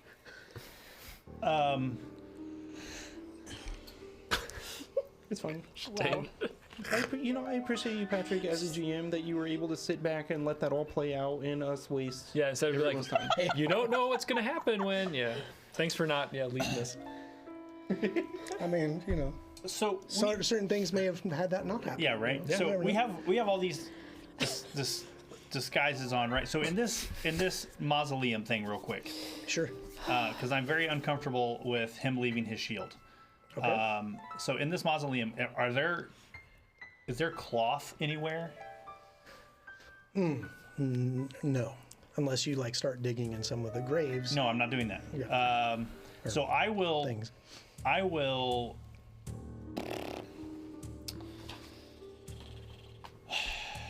I will pull my cloak off that I have on, and I will put it in the shield. Okay. And I will pick the shield up, and I will carry it like it's a bowl. Okay. Is it round shaped, Amon, or is it? Or is it flat? Like a heater shield, or Is yours round or flat? Your shield.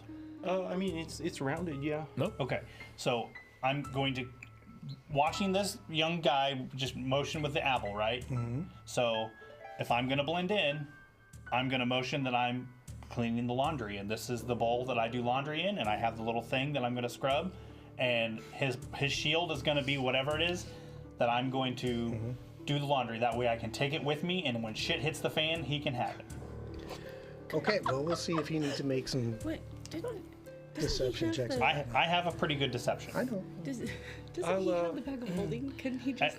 I mean, I don't know if If that would fit. if his shield fits in the bag. Yeah. Yeah. I think it would, right? Yeah. It's just a matter of bulk. It'll fit. Yeah. We got plenty of room there still. Yeah, I was just not okay with leaving your badass shield sitting here. I would be willing to carry it if you weren't going to put it in the bag. Hey, sometimes you got to think of these things and look at your equipment list. Because sometimes you find a bag of holding on there, and sometimes you realize you don't have a little washy thing. I don't need a washy thing. You're just gonna pretend. You know what? You're I'm pretending sure like he's- you're gonna go to it. Yeah, Like I'm he's sure pretending he's to eat not an apple. holding an apple. No, he's got an apple. But he's like not eating it. He's holding an actual Oh, apple. I gotcha. Right, He's and like- so I don't have the washy thing, but I'm still going through the motions that I had the washy thing. Okay. I get it. Why don't I put it in? You absolutely can do that, and I'll throw my cloak back on, and we'll. Yeah. Sounds like a much better. The Maitlands wake up. Are you sure, dear? These are the right people. Look, you've let losers in. Losers, I tell you. I somehow feel even more weak now. Never get vengeance. Hey, I'm trying to think outside the box so you can have your goddamn shield. You got it, man. I appreciate that. I see your intent, and I appreciate that. Yeah, It was out of the box. you know, Look, But I I've was been willing going to for put like it on my 3 back. weeks. I have to give you guys some shit. that's fine. No, I You appreciate guys it. are. What are you gonna do? Are you gonna follow this kid? To Yeah, the we're trial? gonna follow the kid. I'm yeah. fully willing to follow him. I'm willing to die in the back of that kid. Right. I'm also then.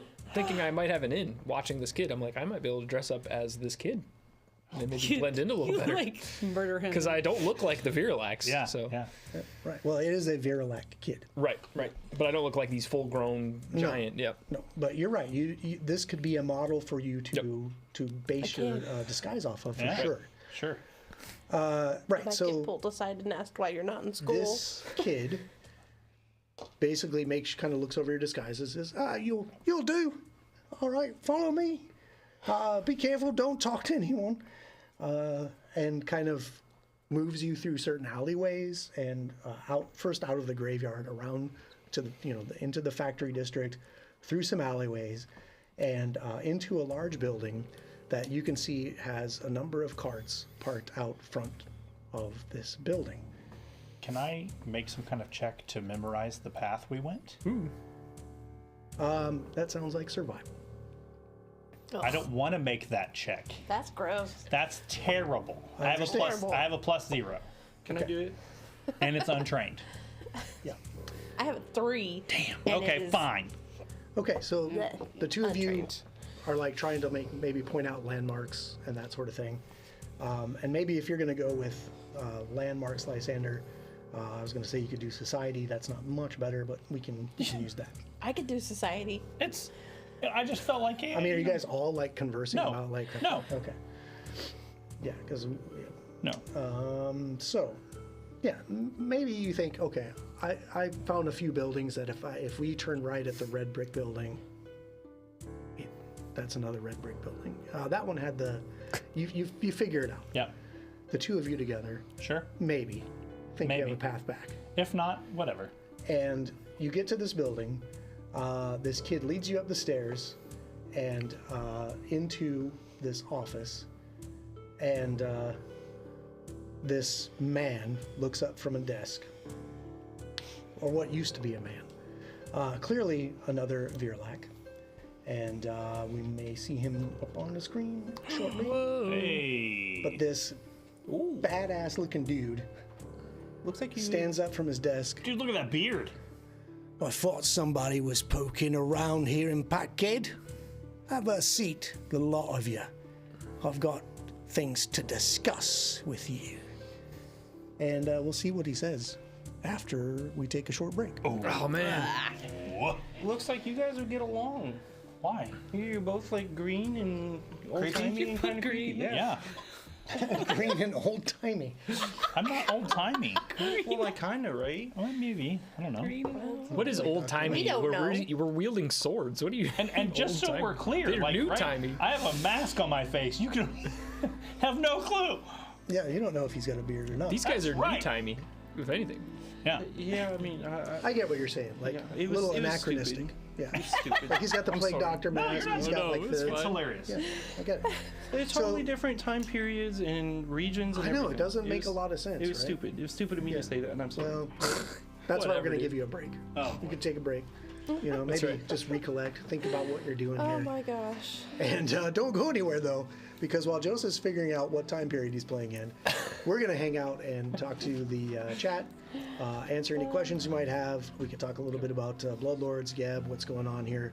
And as the cast filters in and out, I will also take a short break, but we'll always have somebody here hanging out with you, talking. While we're here, I do want to reiterate for those of you watching, if you're new to the channel at all, please, first of all, like the content. That does us a huge favor by expanding who this stuff goes to, which is one thing we definitely want to do. The second thing, if you are new to the Twitch channel, be sure to hit that follow button. If you're on YouTube, you can subscribe. Both of those are free, and that just gives you notifications for when this particular channel goes live. We are live every Monday at 6:30 Most of the time it's Bloodlords. Sometimes we do some other one-off things depending on what's going on with the GM behind the screen. And on Tuesday at 6 o'clock Eastern, we have our Soul Sever campaign, which is a homebrew campaign. And again, sometimes if that GM is out, they may play something different just to kind of mix things up a little bit. But we constantly have these long play campaigns going on. Soul Sever has been going for over a couple years now. And Bloodlords has been going since around March this year. I think so, yeah. So we definitely have April. content coming every week right here on this channel. So don't forget to hit that follow or subscribe so you can get notifications of when another piece of content is coming live for you to check out. If you can't check us out live, you can always watch video on demand, whether it's on Twitch or YouTube, and that again kind of helps us get this content out there. If you're liking what we're doing, then by all means, if you're on Twitch, subscribe to the channel. And that helps us continue to grow. That financial support allows us to get new lights, camera, more tech, more minis. This it isn't free to make. I mean, it looks like maybe we're a bunch of unprofessional yahoos here, but we really take this seriously, and in order to continue to grow this, we are building this, and we need your support to do that. Yep. Yeah, we all have real jobs, and this is, we're doing this for fun, but we want to make it bigger than what it is. Absolutely. Yeah, build a community with you guys in it, right? I mean, that's the ultimate goal. Is not just to do it for ourselves, but to do it with the people that are watching and listening and having them contribute with us. Right. To build something together. Yeah. That's why we do the things like channel points to give the players a bonus to a roll, or bits to give them a skull bone. There's a number of things that they do on the Soul Sever campaign for audience participation. Sometimes it gets really wacky over there, but you can name things over there. Lots of fun stuff. They are going to be having fun tomorrow night with their Halloween special. I don't know exactly what's going on with that. I just know that it gets really weird. So tune in for that. That was like one Like of the I said. said. Episodes that I played in when I played on Soul Severed back in the day was a Halloween special, and it was something else. Yeah. It was pretty intense. So I'm excited to see it. I believe the last time that we had our Halloween special, Esteban's soul was leaving his body. Yeah, was being rended from his body by it a was creature. A Bad demon of some sort. But I think we managed to pull through. We sure did. We did 'Cause narrowly. Esteban is still around. What else? Oh, spoiler alert about Esteban. I mean, as if you didn't know. But also, if you're going to those, whether it's Twitch or YouTube, there's links there to our socials and also to our Patreon. Now, Patreon is another means of financially supporting us. If you don't want to subscribe to a channel or something like that, Patreon is just a way to give a monthly contribution to us, and in return for your support, you will get physical items back. Now, if you're subscribing at a $5 a month tier, you'll get a set of vinyl stickers, you'll get access to Discord, exclusive Discord channels where you can talk with cast and crew, and you'll have the ability, I think, to interact with the GMs to name things in the worlds that we're playing in, whether it's NPCs or things like that. Now, obviously, we have the final say, just to make sure we have No appropriate names. no bungle spoons. No doo-doo mountain or something. Appropriate. We don't need I got a lot of really bad, dirty names popping into my brain right now. I can stop myself from saying them. But you never know. Maybe I'll roll up a character with one of these names one of these days, and we'll see. They can just, join the probably not a Discord good and talk with us anyways. Yeah. But through We like the talking about stuff. yes, for sure. That now, if you join the Discord, we're on there in all kinds of channels. Yep. The Patreon Discord channel is an exclusive one where you get. And we'll all keep way better track of that one than the community one to really have direct conversations with you, what games you're playing, those types of things. So we really want to, make that a special place to get kind of one-on-one time with the cast. Yeah, and if the GM is looking for something specific, like a name for an NPC or a name for whatever, that may be where they throw that in there, and being part of that channel would give you exclusive access to that kind of thing. Yeah, we could totally powwow stuff like that. Yeah, even hey, Patrick's out. What do you guys want to see for a little one-shot? Sure, You guys want to play something totally different? Something crazy, right? Starfinder? What do you want to see? That might be a good place to get some feedback. Heck yeah. Or if you want to just one-on-one with a GM and talk about rules, or hey, I've got this great idea for a monster. Maybe you can insert this into your campaign if it works for you, and then we can, brainstorm together. But that's what that Patreon will get you access to. If you subscribe at the $10 tier, you'll get a T-shirt like one of these or one of the other elite T-shirts that we may have seen us at PopCon and some of that gear, or out and about in the world in some of that gear. You also get those vinyl stickers, and you'll get that Discord access, and you'll get our unending thanks for that support, because we have a few projects that are coming down the pipe, and they're costing us a pretty penny, and your audience support would be a huge help for some of these projects. And then at the $20 tier, you're going to get a super nice hoodie with one of the Elite Encounters logos on it, and you'll get the T-shirt, you'll get the vinyl stickers, you'll get the Discord access, all those things, and still our unending. And at $20, you'll get a printed figure of your favorite mini. Oh, that's right. Yeah. Of whoever your favorite character is in either Bloodlords or Soul Severed. We will get an access to that figure, and we will print it for you. Yep. Even if it's a figure of your favorite GM, we will make that happen. We can make a little GM figure. Can I subscribe? I'm going to subscribe just to get a Patrick figure. Yeah, okay, that's a little weird. I don't want that on my shelf at home. I'm sorry. So, gee, thanks. All right. I don't know how to take either one of you guys. Let's just move on. I have a question. Yeah. If I subscribed at the $20 tier, Yeah. and got a Patrick mini made, would Sure. you paint it on Barnabas brushes? I might. But the first thing I would ask is that you take your phone away from your mic so it stops blasting static. Thank you. That would be the number one thing. Dang. And then number two, I would have that STL printed. And then I would lovingly paint it on Barnabas brushes for you. Yeah. Which, speaking of Barnabas brushes, Speaking of, you're welcome. yes, it's every Wednesday at 5 o'clock. It is a separate Twitch channel affiliated with the Elite Encounters group here. But you can check the links in the recommended channels below.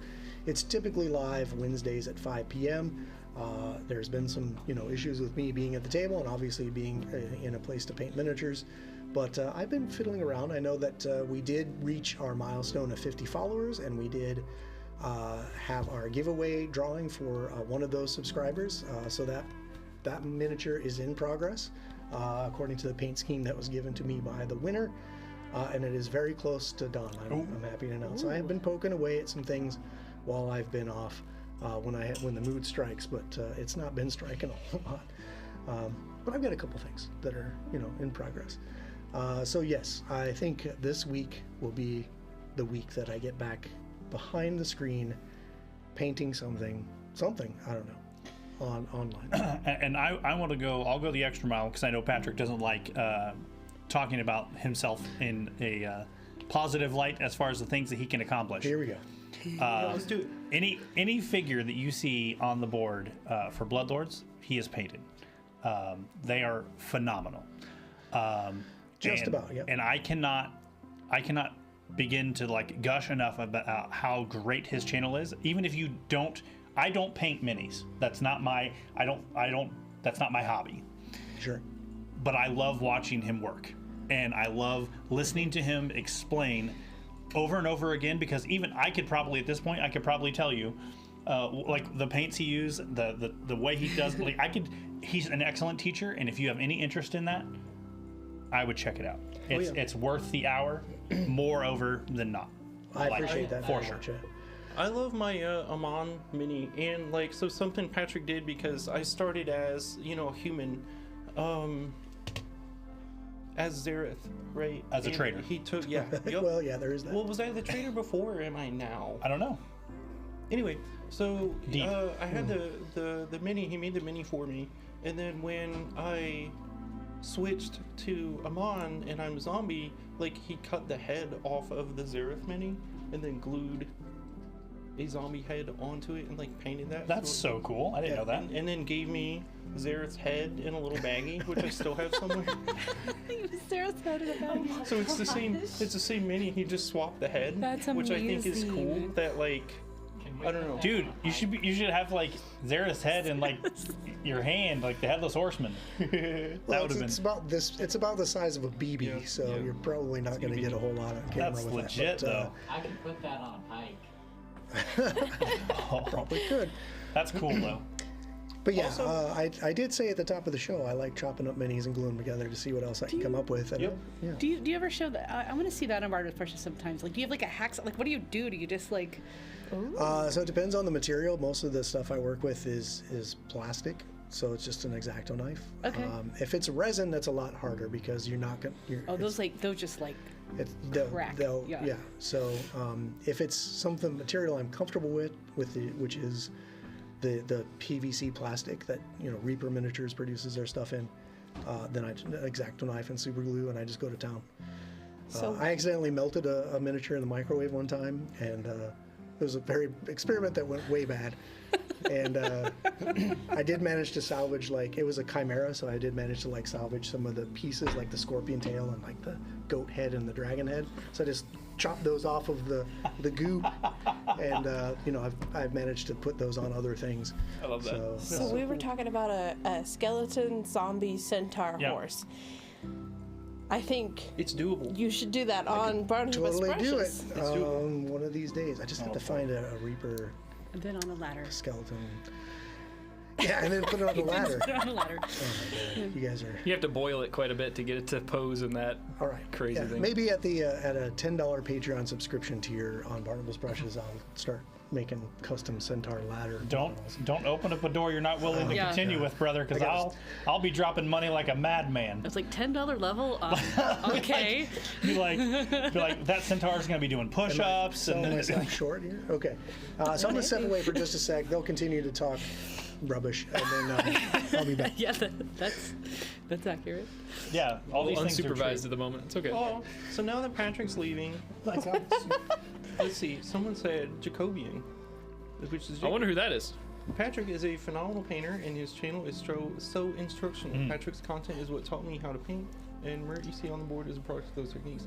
Yeah, and I think the conversations we're having about like chopping up minis and techniques and stuff are just the kind of conversations that we have over there. It's talking about the Patreon and having one-on-one conversations. It's a good way to interact Yeah. with Patrick too, is because it just like when I watch Barnabas Brushes, it just feels like we're hanging out. Oh, dude, yeah. Yeah. Interacting with like you guys. I remember you and I were having funny conversations one time, and Yeah. it's just fun to hang out. And I think for those that are like have maybe wanted to get into, you love coming up with these ideas of characters, and you're good at making them mechanically, but you want to have a miniature to represent that, but maybe you're not the most artistic, or maybe you're not like you are nervous about like these very, very fine details. I've got to say that the techniques that Patrick uses most often on a lot of his minis, that like slap chop zenithal stuff, it is so easy to get into. Like, it takes some serious practice to master, but for a baseline product, I think that it makes it really approachable, and Patrick does a really good job of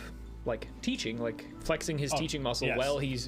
while he's painting, to kind of give you an idea of like here's how to actually get into painting if you want to start painting. And if you do, like, you can it's totally approachable. Like, Mert doesn't look horrible, granted he's one color, but he's got some good shading on him. And I have other minis that I think I'm really quite proud of, and I certainly am not a painter by any stretch of the imagination. Sure. I am not an artist, but I think they turned out quite well. Kind of just from learning that basic slap chop speed paint technique. It's a great technique. So Seer has some terrain pieces that she's had printed, and she's painting them. She put the primer on, and then she went over with the slap chop like Barnabas does, which, having her and I have painted models and Sure. stuff before. Yep. She did not know that technique or use that technique Yeah. before Barnabas. Yeah. Oh shit, he's back. And Quit talking it's nice about him. He great. hates it. It's great because she's sitting there and she's going and she's slap chopped over it, the black, Yeah. the white over the black, and she's going, "Oh my gosh, look at Yeah. all this detail!" I know it. And I'm like, I don't like that terrain, but that's a cool model. Yeah, I don't like what you're about to do with this, but it looks cool. Yep. Yeah. It's almost like we like Patrick or something. I agree. Who? We gush. What can we say? I don't know if you guys are buttering me up for like more skull bones or an easier route through Pat Ked, but I don't know. No. it's working. Good. All right, sweet. Okay. Really, we sat around and talked for 45 minutes just to do this. So now we've Yeah, made this our. is the whole show. The Yeah. whole theme of the show is to just make me uncomfortable with You- all the compliments, and then You were the challenge. that's the why I had to take obstacle we 2 had weeks get off over. because of all this Yeah. nonsense. I had a I mental mean- breakdown. Our real Also, if our you- real objective is infiltrating Patrick's heart. Wow. Also, if you like ASMR videos and you might have trouble sleeping or you're tired, listening to him Oh. will put you asleep. Is that Sometimes, a compliment? if you're tired. Yes, actually. It's his tone of voice. Like he's got a It's very like. smooth. You, It's that like buttery smooth. it is, dude. I'm not very even smooth. joking. Like, I could put you on like in the car while I'm driving, and I'm just like, this is good. Like, Okay, so all right. I have fallen asleep because I was really tired and I was laying down and I was watching the video, Laura Alright. agrees. and then I was out. okay. With that stellar endorsement, we will continue. Now, to be fair, like, you know, if my wife is tired and really needs to go to sleep, she'll ask me, like, tell me again how birds evolved from dinosaurs, and I'll go into, like, a whole, and, like, 5 minutes into, like, I barely get to Archaeopteryx, and she's gone. So, it works. I love that. Are you serious? Huh? Are you serious? What do you mean, like, I put people to sleep? Yes. No. Did she ask you to explain? Like, she could, like, something I, like, know to You're talk excited about that that, she's, yeah. like, Okay. completely not into. I can, New podcast, YouTube. It's just I- Patrick I- explains it all. Yeah, no, unfortunately, I'm not up on my paleontological science as much as I would like to be anymore. It changes so quick. That's the hard part. It is, yeah. But, Spinosaurus yeah. has like been 8 different things in the last 20 years. Right. Yeah. I mean, just you don't get me started because we have a Yep. we have Let's a lot of play blood Pathfinder and not talk about paleontology. Let's talk about the taxonomic Or confusion Tonsillaria. around Dracorex hugwartsia.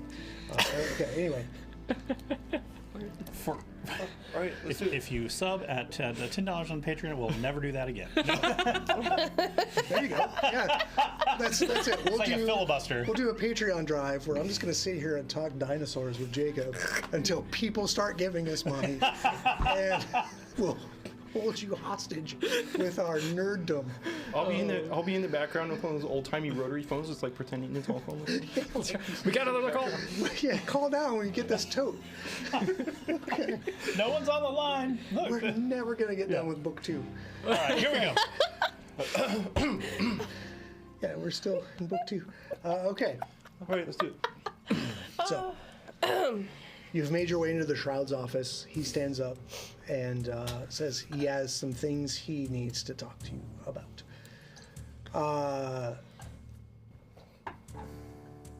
So the kid scampers off as soon as the Shroud kind of stands up. And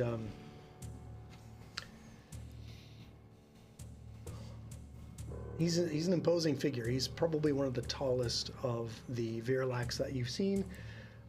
He has these wicked claws that are dripping this poison substance. And when he stands up, he says, your disguises ain't fooling anybody. I can see right through you. What are you doing here, dressed as you are, poking around? I'd like to sense motive right off the bat. Okay. He wants to know what the hell you're doing here, poking around. I'll step forward. But he's so in all sincerity though, this is a legit question. He's not pussyfooting around. This is like he really is demanding this of you. He's not like, you know, trying to around the catch bush, you or yeah. something. Yeah, kind of catch you, you know, off guard. He's very direct. I'll kind of step forward. I mean, if we're not pulling punches, we're here to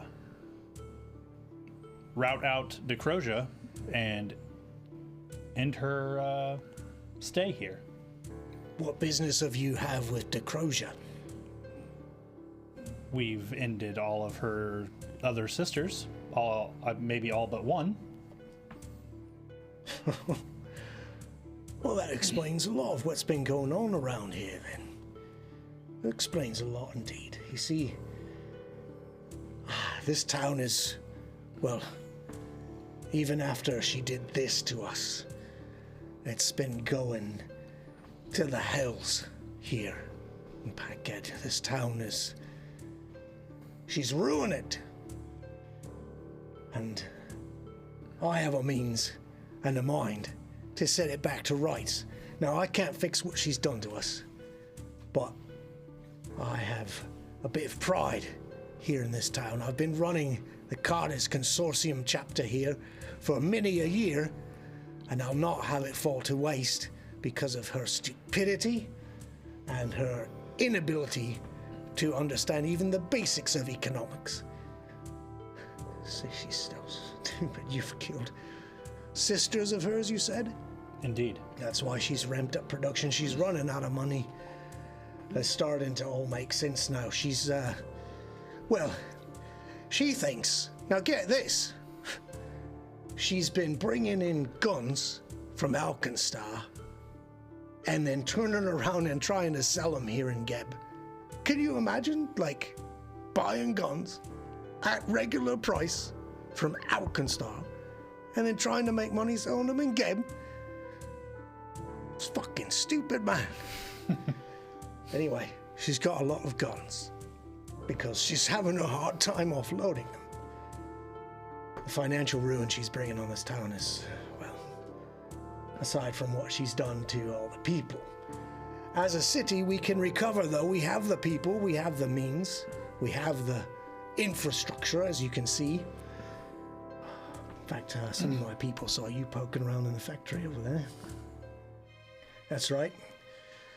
She's mass producing some substances, eh? Brain grit and something called tremor paste. You know about this? Know about the brain grit? Yeah, yeah, that was the factory you was poking your nose in. I was just cleaning the floors.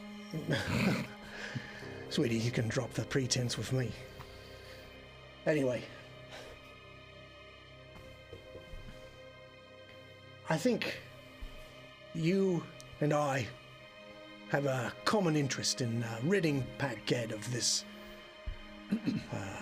stain that is Decrosia. And not what she's done to the people, that's all done. We can't do nothing about it. But we can get rid of her and bring the town back to its glory days of making plows and shit. How exactly were the people here poisoned? Did it include, like, did she make this concoction with the brain grit? Like, is this something she's actively working on now? Well, it's a very confusing scheme. You see, she's been supposed to refine this stuff, and she's been sending out raw materials, big shipments. She's got a sister somewhere in the Axon Woods somewhere, and another one down there in Sallow Shore. Sends them big quantities of materials. They're supposed to refine them with some kind of process they've concocted. But she's grown impatient. They're not doing it fast enough and getting the shipments back to her with the refinement done. So in her boredom, I suppose, she's been poisoning the town. She's been introducing stuff into the water first. You may have noticed the river. She's been poisoning the food when we did eat food. Any number of ways, you name it, she's done it. And made us her children, I suppose we are, saddened as I am to say that. But I want her gone. Now, if you can help me get her gone, I promise that I will take over the city, run it appropriately, return honor to the Carter's Consortium, and, well, you do me this favor, and I might do a favor for you. So all the outbound shipments that she's creating are going to her sisters for refinement, for them to return to her? Right. Then they return them to her, and then she's mass producing them. Everything's being organized and paid for by someone named Nafnelma up at the Twilight Castrum. It's a necromancy school over in Ylet. I don't know anything about what their organization is, but I do know that all the money for these shipments is coming right from Nafnelma. I think she's the one in charge of the whole operation, if you ask me. You say this Nafnelma is the one in charge. Do you know if she's another member of this coven? I don't really give two neverminds about it. I just know she pays the money, and all the shipments I try to keep track of as best I can. Now, whether or not she's one of the sisters, I don't know. I've never heard anybody call each other sisters here. Is she working with anyone else? Only name of record I see is Nafnelma over there in the Twilight Castrum, you know. Has she ever gotten into any kind of scuffle or altercation with anyone else? You mean the Crozier? Yeah. No. She once she started figuring out ways to poison the town, she pretty much took over right away. Nobody messes with her now, and I don't think that anybody will. As paranoid as she is, she keeps to that office over there in that factory she runs. She's got quite a lot of guards, and she's paranoid, so she doesn't ever really leave. Everything she needs is delivered right to her there. Well, you say you have the means to help us remove this stain. What do you intend to do to help us? Well, I intend to pay you quite a sum of money once the deed is done. And I think I've got some kind of ring around here somewhere. I'll have to find it that I can give as well. Don't know what it does. Someone told me once it was magic, but I've got no use for it. We'll certainly take a look at the ring if you can. No, my friend. You take care of the Crozier first. In payment. Right. Not as in giving the ring to help us. What kind of a businessman would I be if I just gave you stuff sight unseen? What kind of a businessman would we be if we give you an entire city back to your control for us killing the big boss? You're the one here poking around. I'm just trying to put our two goals together. Well, we'd be happy to accept payment after the deed is done, but do you think any of your people could help get us inside or help cover for us somehow? You got to have some connections that might help us. As you can tell, I'm not I stand out quite a bit here. Well, I don't know. I thought you've been poking around quite a bit, man. I thought you were master spies or something. Give me a diplomacy check. Sure. You want to roll it or are we roll it? I'll let Mert roll it since he's the one talking. Can I let Lysander roll it? I'll let Lysander aid you. Okay.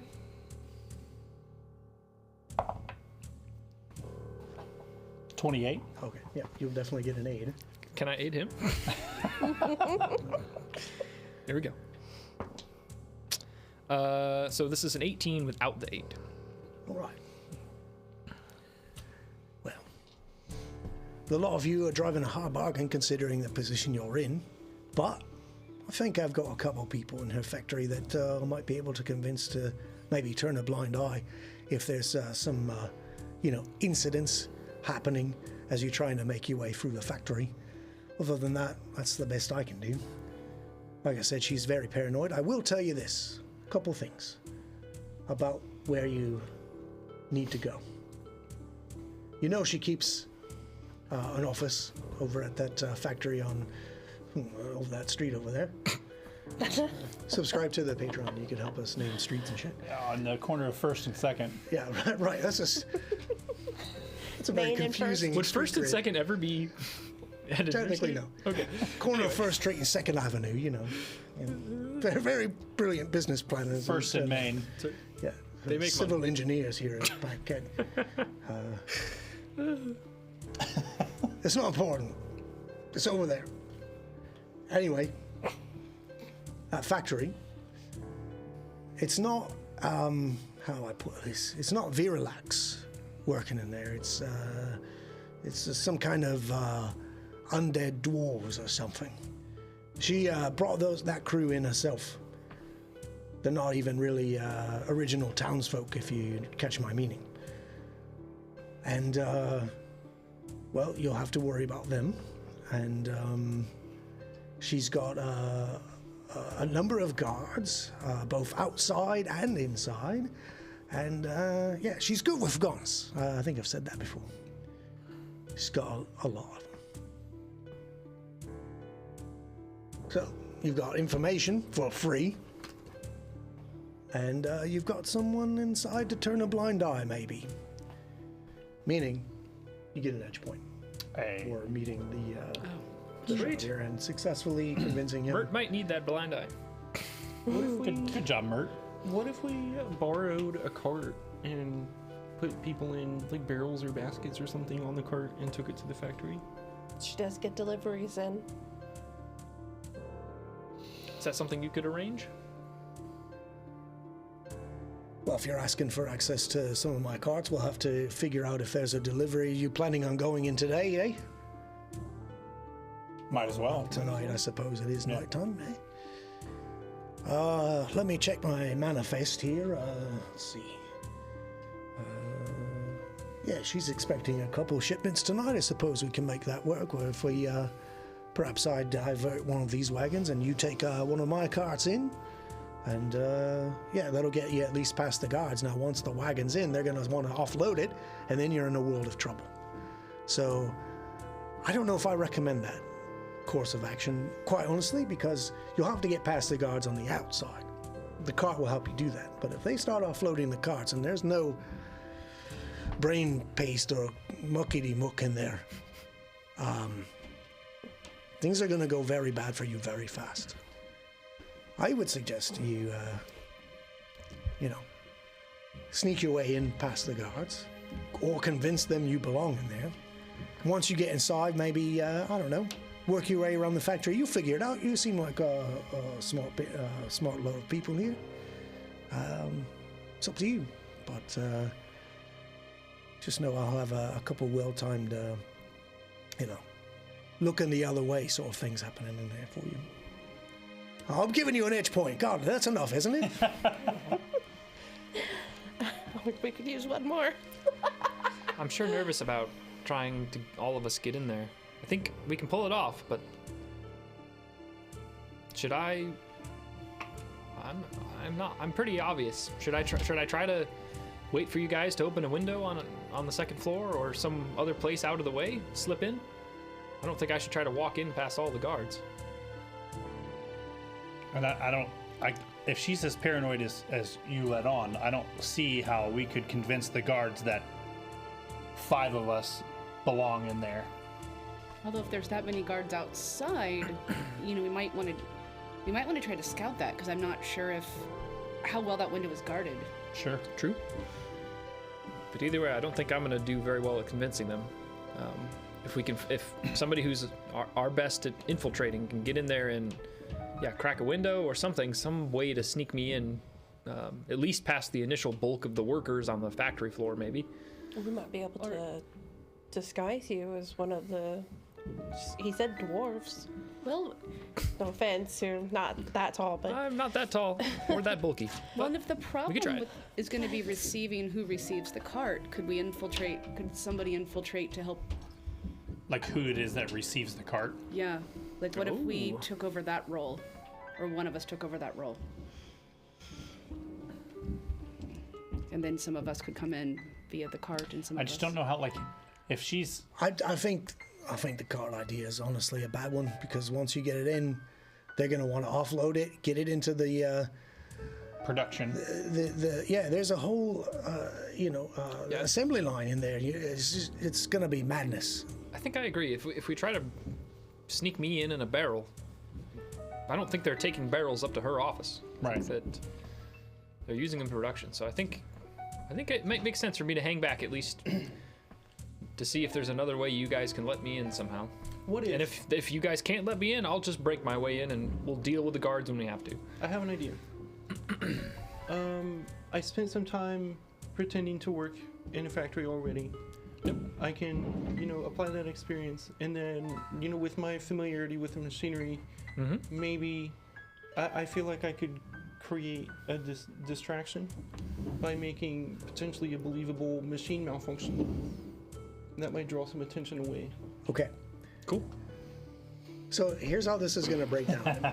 If you're going to get to the factory, I know Lara's already said maybe case the joint, figure out what the guards are like outside. Your first optical obstacle is convincing the guards that you need inside. Now you can do this a number of ways. You can maybe, instead of going through the guards in the front door, you can climb over some things or into some things and get in the building. Okay? And that would require some acrobatics or athletics. Sure. You can walk right up to the guards and say, I have to go in here because I have to do an inspection, or I'm the cleaning crew or whatever, and we'll rely on things like deception. Or you can just go right up to him and say, what's happening, Mr. Guard? I got to get in there and maybe role play and do some society. Or you can just try to sneak your way past them. So there's a number of skills that each person can try to use to just get past the guards outside. Now, how many of them there are and what you want to do that, maybe scout it out a little bit, but he can tell you that each entrance is guarded by 2 of those clockwork guardians. Oh. That's what you have to face to get inside, first of all. Figuring out a way to get past one of those damnable robots. Not those things. I'm thinking of just walking in like I work there. Nothing out of place, just... Yeah, I think I'll look for a way around back that I can perhaps climb in an open window or slip in some of the back door or something. Well, Are you going to try and sneak in? Probably. well, I don't want to work with the clock. I don't want to mess with the clockwork guards, to be completely honest with you. No, I wouldn't either. That took a lot. I mean, Amon, if you're gonna go straight in, are you going to try to change your disguise? I'm disguised as a worker. But your Presently? disguise is Virilak, right? It's only dwarves. Oh, Well, her guard are the dwarves, right? And then No, all the there's... factory workers The are. entire staff. She brought in the entire Okay, staff so for the this entire one. staff is dwarves. Yeah, they're all undead dwarves. Yeah. shit. So that we don't have those disguises. I mean, Mert's probably the only one that could The height Feasibly wise, pass. anyway. Yeah. I still think I'm I best think he would suited have a to- harder time Yeah, to yeah. pass as a dwarf than, But I don't think we're at the point now where we're going to, spend several trips figuring more out. I think No. we know she's in there. Yep. We know she We just never had to figure leaves. out how to get in. And we just need to get in. So You mentioned this inspection. Maybe I could go in and say I'm just there inspecting. As the Carter's Consortium. right. You I'm can a throw my foreman. name around.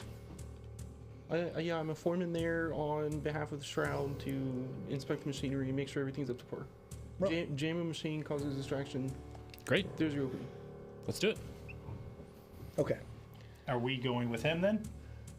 I think we should all go and get in however the best we can. Right, but what I'm saying, like her and I, do you want her and I to go with him? Or are we just going to try and lie our own way in?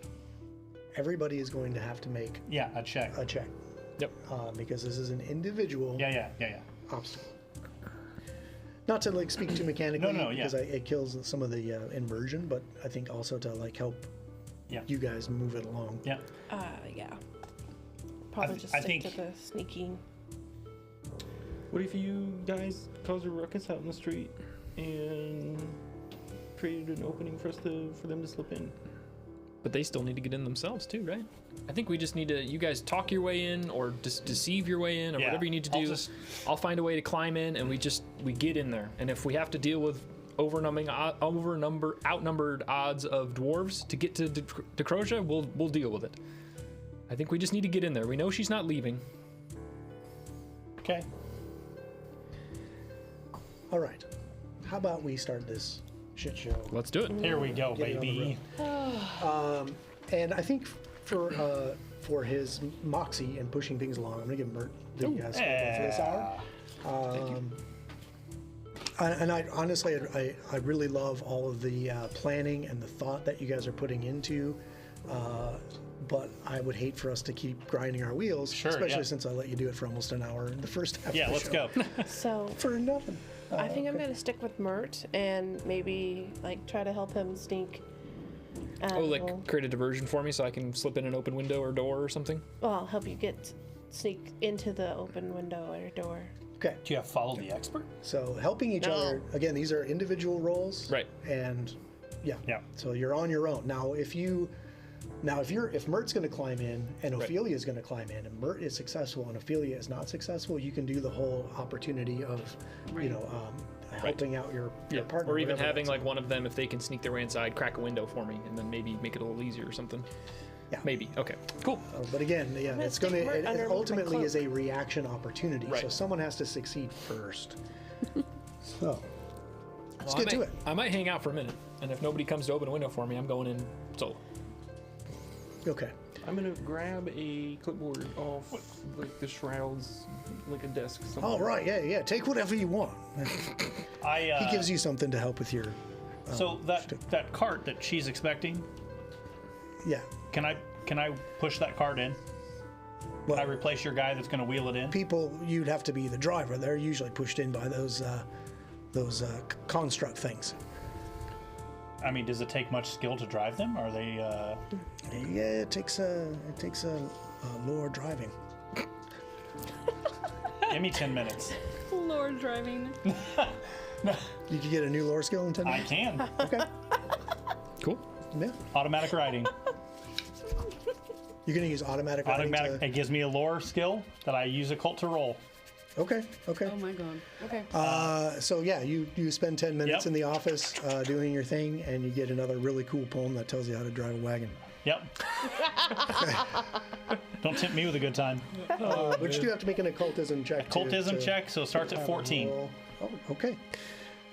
Yeah, so after this, you kind of study this message from beyond, and you feel like, yeah, I think I can at least make it passable to get in there. So It's like- it sounds like you're going to be deceiving your Yep. way in. I'll hold the thing up, and at the end, I'll say, "You never let me down," and I'll fold the thing and put it in my pocket. Cool. Interesting. You scribbled like a BMV driver's Yep. manual Chip, chip, chip, chip, chip, chip, chip, chip, chip. This is my Carter's ID. with the diagrams Yep. and everything. Yep. Oh god. Okay. So that's how I'm. Here at Elite Encounters, we don't condone the production of false identifications. Does it have a little star on it? You gotta Yeah. make sure it's got a star Re- on it. Yeah, real ID. Is that the organ donor? Or is that I don't know. Still alive. ID. Don't think they're going to want your organs. All right. So it sounds like we've got Yep. a loose conglomeration of plans. Let's kick it off. Here we go. You get to the factory outside, just kind of scoping things out, as Alara suggested. At each entrance, there are posted 2 of those clockwork riflemen that you have run into before and don't want to run into again. So Correct. we're going to kind of go into rounds.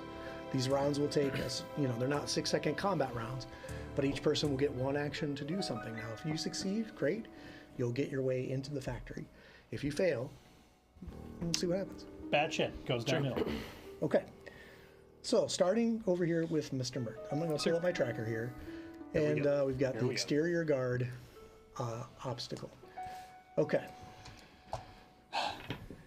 Mert, I believe you said you were going to try and find a way to Yep. climb over some of the... Slip around somewhere. Yeah, there's a lot of like rusted machinery that like waste and scrap that are kind of piled up around the factory. Clearly, maybe some materials that she were no longer in use for her production of what she's doing. So there's a lot of like waste machinery outside. Some old hematology analyzers. I don't know. There's things that you can climb on and get over and get into the grounds of the factory, and then get your way to something to climb in to get in. Sweet. Okay. To do so, I will need either an acrobatics or an athletics. Okay. Sounds good. I will give you DC. an athletics.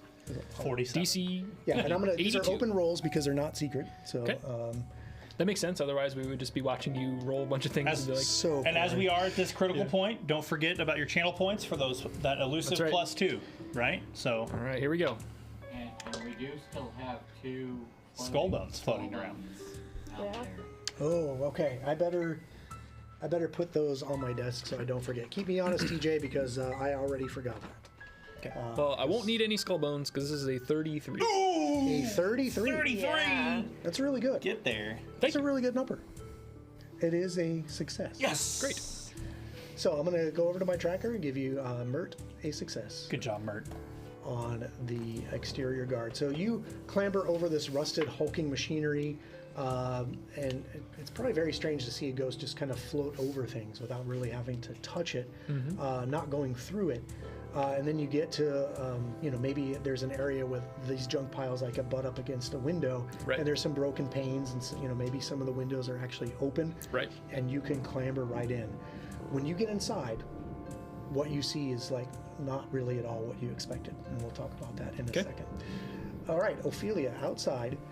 You are kind of across the street observing these guards. You maybe know where Mert was going. You're waiting. Do I have to make a distraction? It doesn't seem like I'm on my own now. So how are you going to work your way into this factory? I also am going to be sneaking. Okay.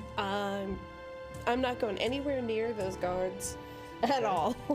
Because ouch. Are you going to climb through the stuff he climbed through, or are you going to try to find a way around the building to just sneak in a different way without having to clamber over all that rusted machinery? Yeah, I'll look for another way. Because if I fall or hit some of that machinery, I don't float. That's true, and it could be bad for you. Have you had your tetanus? Tetanus shot, baby. That's right. For that, since you're going to be sneaking around, you may give me a stealth check to get past the exterior guards. Oh, It's really cocked. That's sucks. It's cocked. I'd reroll. That really sucked. That's an 18. That's an 18. Yeah. Okay. So you're walking your way towards this,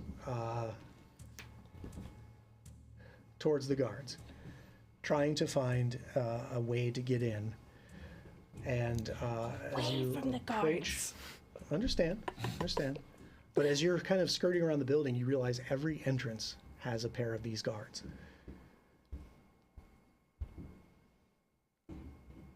As you walk past and work your way through an alley to the other side of the building and try to figure out, okay, they're not really going in any kind of patrol. I'm going to have to kind of sneak to that corner and then shimmy my way up the wall and in somehow.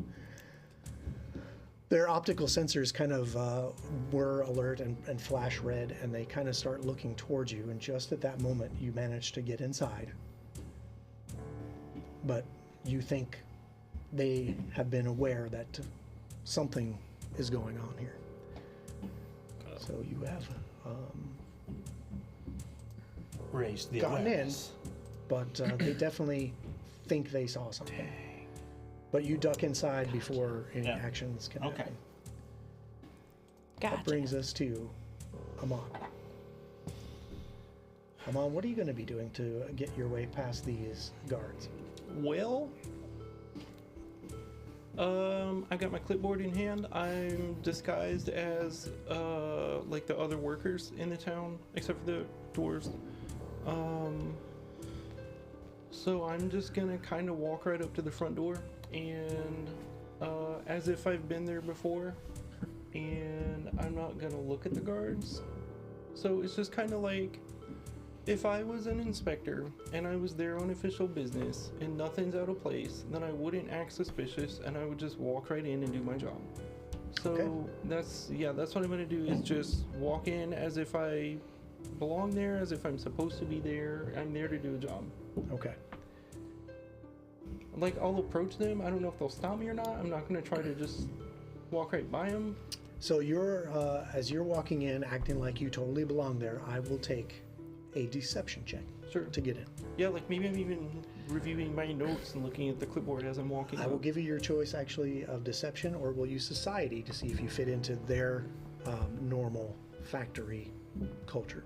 Deception. Okay. 19. 19. Okay. That is ultimately going to be a fail. So you can use your edge point that you've earned from the shroud to turn that into a success, or you can use a hero point to re-roll it. I think I'm going to use my skull. Do you want to use One of the two. Laura's skull bone to re-roll it? That's up to you. I'm leaving it up to you Yeah. Okay, sure. because you're taking it from your team. I'll use. Take it for the I'll team. Use mine. I'll use mine. Take mine. Okay. Okay. So you can re-roll your deception. Ooh, that's a lot better. That's a 26. 26. You feel pretty good about that roll? Yeah. Okay. Do zombies sweat at all? Do you think I should feel good about that roll? I don't know. Do you feel good about that roll for me? It depends on what the outcome you want is. Uh-oh. The good one. Okay, it's a good one. It is a success. Okay. You managed to mosey your way into the factory. Come on. Flipping through Success. my notes. Okay. Making a check mark. Yep. Yep. Got it on my little tracker here. Awareness points and all. Oh boy. Okay. Lysander, you spent some time in the Shroud's office doing this weird automatic writing, which he was very intrigued by. But you have been supplied a cart. You're taking over from one of the shipments. You get on the, the kind of the buckboard of the wagon. The automaton that is like walking along this weird thing that looks almost like a gorilla is just kind of stomping its way through the cobblestone street right up to an entrance that's built for wagons, obviously. And what are you going to do when you get there and just get in and just going to hop off and just walk on in? Yeah, so when they pull in, I'm going to hop off the buckboard, and as the commotion of them starting to unload the wagon, I'm just going to kind of slip. I'm not going to like hide, but I'm just going to like slip to the side and just kind of stand and let things develop. Kind of blend in. Yeah. Okay, so I will take a deception or a society to blend in. Deception.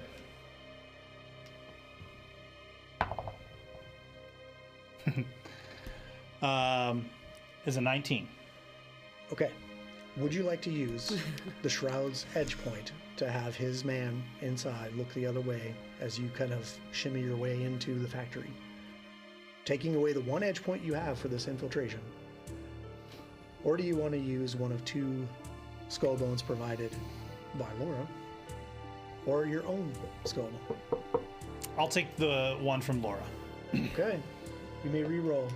This is deception. It's worse. Damn it. Okay. So you may now take that edge point and turn that into a success. What do we think about that? I think we still have more to get through, but we need to get everybody inside in one piece without raising the alarm. All right. I'll take the edge point. And that still leaves one hero point left from Laura in case yours. I don't even know how. That is not how I thought that was going to go. So I have no idea how I'm getting in. And she herself has two. So Yeah, got I have that. two. Yeah. Yeah, but you can't use the same fortune effect on the same roll twice. Right. Correct. So you have essentially one skull bone at your disposal because that edge point has just been turned red in my tracker, meaning it's gone. What do you want to do there, Laura?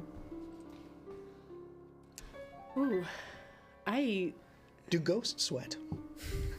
yeah, like I said, I kind of imagined when we were talking about something slightly different. So I'm trying to think if she would have any good reason to just like walk in the door. I mean, I can't sneak in. There's no way I'm getting that roll whatsoever. Okay. So you could, if you just want to walk up to the guards and interact with them, or pretend like you belong, just like a couple of your Yeah, teammates. I mean have that's all done. I can. It does. I mean, I guess it's just a roll either way. I will take deception or Okay. society, your choice, to either just kind of lie your way through or act like you belong there. like Okay, and I can- following their- And I can still roll my deception as performance, my performance moments, right? I'll allow that. Yeah. Okay, because I got the feat. Okay. You can do it. 25. 25. Were you using deception? Yes. Okay. So how do you perform your way into this factory? You know what? I'm going to say that I have been asked to come there because I have a special gift for the head of the factory. Big boss. Yeah, I have been commissioned to bring a special Okay. special message, like a singing telegram, I guess we'll say. Happy birthday! Happy. Happy birthday! Two clockworks just kind of Like Frosty look at the each Snowman. other. There's like some red flashing in the optical sensors. Move along. And you're waved in. Perfect. The dwarf goes, What the fuck is a birthday? So again, these guards were the clockworks. So now that everyone is in, what you are seeing here is a massive factory floor. It's filled with strange, like orange and red, kind of glowing, almost like fire, but there is no fire going on in here. There is smoke and other like steam billowing. There's the cranking of machinery. It's a massive assembly line. It's very hard to see in here. It's not really going to come into play mechanically, but it is. There's ways you can probably move around the factory and stay hidden using this smoke and this noise of the machinery, etc., to your advantage. And I know Amon has said something about wanting to maybe sabotage some of this machinery to give you guys maybe a distraction, maybe an upper leg, a leg up, an upper hand. A leg up and an upper hand is an upper leg, right? That's what I was getting at. welcome back. God, I need more sleep or something. So, now that you're in and everyone is seeing this from their various vantage points, what are you guys doing? I know, Amon, we're going to talk about your sabotage here in a minute. I think the first thing that Lysander is doing is trying to quickly ascertain how I'm going to get to the second level of this building. So stairs, ladder, something that's going to get me off this ground floor and off of, at least put me at a choke point for if this shit starts going sideways, I'm not going to get surrounded by people. So It's very difficult to see, but as maybe some of the steam parts, you can see that there is a second story to the factory. There, off the factory floor, there's massive lines, assembly lines, machinery, almost like clockwork and automaton machinery. There are dwarves working at various workstations, stamping stuff or mixing things alchemically. And as the steam parts, you can see at the far end of the factory, there are stairs on either kind of side leading up to this kind of walkway, this gangway. And beyond the gangway are doors. okay. Does any of this belt or anything that's moving, does any of that go upstairs? No. Okay. Everything that is in production is on the floor. Now, Sure. some of this machinery is a couple stories high, Sure. but nothing actually goes up to the office. The only way to the office that you can ascertain from what you can see now are these two staircases at the very far end leading up to this gangway to the office doors. Okay. And you thought for just a moment through the smoke you saw something moving on the gangway. Hard to tell what it was. Cool. I will just start moving that direction. Okay, so we're gonna continue into rounds then, and we'll just continue this Is there, infiltration. on this cart that I brought in, is there like I'm sure there's tons of stuff on this cart, yeah? There's like lots of crates of metal. There's also some raw alchemical stuff. There's probably some shipments from Saloshore and even Axe and Woods that are still making their way through the deliveries. But what you're essentially at now is a new obstacle called a maze of machinery. Ooh, I like this. Okay. So somehow you're going to have to make your way through the factory staffed by hardworking undead dwarves. And we may see some of these undead dwarves up there. Undead As you're dwarves. walking your way through these people and this machinery. To make your way through here, you're going to have to like sneak your way or climb your way. You get the feeling that, okay, there's not a lot of like, I'm going to blend in and act like I'm a dwarf. Yeah. That the time for that is over. It's time to be sneaky. There's different skills you can use, but the social skills of like, hey, Yeah. dwarf, when's Yeah. lunch break? Yeah. Probably not going to work here. Yeah. I'll give you that with your wisdom. So we'll go around the table, kind of in the same order. We're going to go into a new round. So again, at the end of every round, we know that you gain an awareness point automatically. So there's another one for the end of round 1. Mert, how are you going to make your way as you've climbed into this window and now you see before you this massive factory floor with assembly lines everywhere, these dwarves, these undead dwarves that you've never seen anything like these before. Right. You are clearly not going to blend in. Yep. You know, you could probably need to make your way back to that stairwell back in the back that I've described. You can see that there's something large moving along the gangway up there, back and forth across that platform.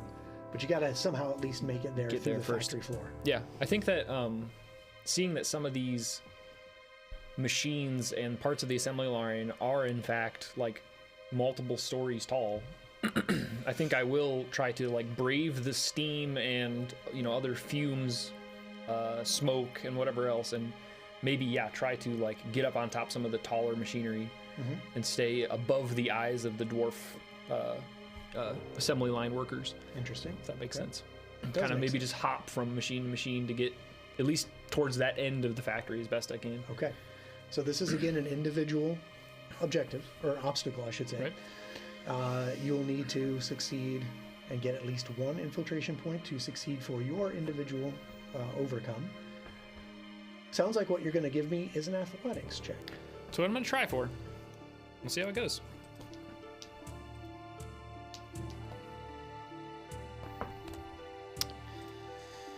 Oh, about a 23. Okay. And you said you're braving your way through this steam as you are working your way through this machinery. And you've now clambered over. It's taken you several minutes of like moving your way through this machinery. Right. You think you can find a point now where you can drop down, make your way over to that staircase, and start working your way up.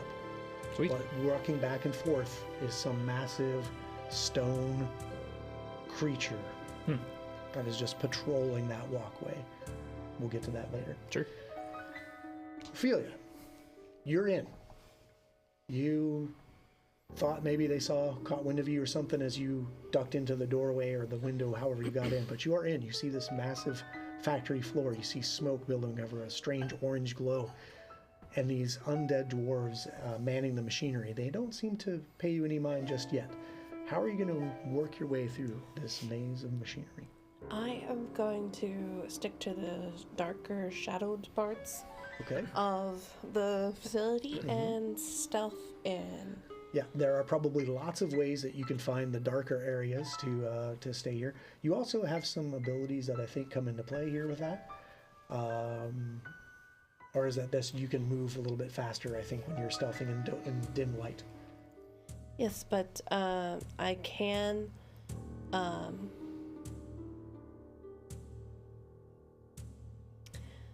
I do have a shadow blending. It's a reaction, though. It's when.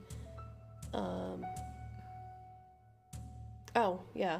A creature attempts a flat check to target you while you're concealed or hidden due to dim light or darkness. Okay, so if Basically, combat draw breaks the- out, you can react and try to Yeah. avoid the blow there. But for now, it sounds like you don't have a lot to like really help you with the stealth. But I will take a stealth roll for you to kind of flit your way from shadow to shadow past these dwarven workers.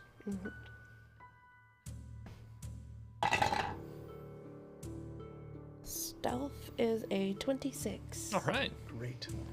So yeah, you blend into the darkness. You feel at home here, and as steam billows up and you know the light changes, you spot the next area you want to go to. You quickly move your way over there and blend right in. And as you make your way down these spots of darkness, you get closer and closer to these stairwells. You can see Mert up ahead, kind of hiding, just kind of dropping off the machine and getting ready to go up the stairs. And this massive stone creature walking across the gangplank, or the gangway above the factory floor. And we'll come around to you.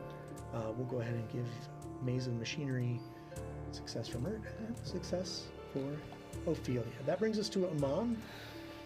Amon. Okay. First off, you have an opportunity here to sabotage the factory floor. So we're going to knock that out first. So I want to go down to this particular opportunity.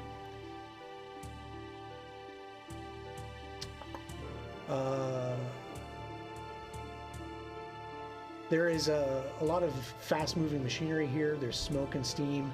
Anybody who understands machinery can attempt to sabotage the assembly line to try and create a distraction. To do this, I will make for you a crafting check or a thievery check. Now, this will be secret because you don't know how good this is going to work. But if you want to attempt this, tell me how you're going to attempt it, first of all. Okay. Like, what are you going to do to this machinery to have it mess up enough to where enough workers will look away to maybe Lysander and Alara can get some help? Well, first of all, so, like, I walk in the door past the guards, you know, with my clipboard, and maybe I'm flipping through the pages, and I have a little pen, and, you know, and I'm gonna walk in, and I see the machinery, and I'm just, like, you know, doing little check boxes as I'm going around. But Yeah. while I'm doing that, what I'm looking for is, can I tell what's being made in the factory? Alchemical substances. Yeah, Okay. most likely mass quantities of brain grit, trimmer paste, and there's some like other metal implements, likely something to do with firearms. Okay. Well, I'm gonna, you know, keep walking, continuing my inspection. Do I see anyone else from the party? You think you see Mert up on top of one of the machines as you're kind of doing your inspection. You see this ghostly form kind of like flit across the top of the machinery Okay. as he's clambering his way across the higher pieces of the assembly lines. Okay, so I continue my inspection in that direction. And while I'm doing that, you know, I look like I'm checking things against my list, but I'm actually looking for like weak points or vulnerabilities in the machinery. Okay. And maybe there's like a press or something that's like pressing. I don't know what Sure. what kind of equipment is there, but Lots. basically just finding a way to maybe I noticed that, you know, this thing is on this track and there's this lever here, but, you know, maybe by poor design this lever shouldn't be able to go this way, but it does, and if I do it that way, then when the press comes down, it's going to jam the whole thing.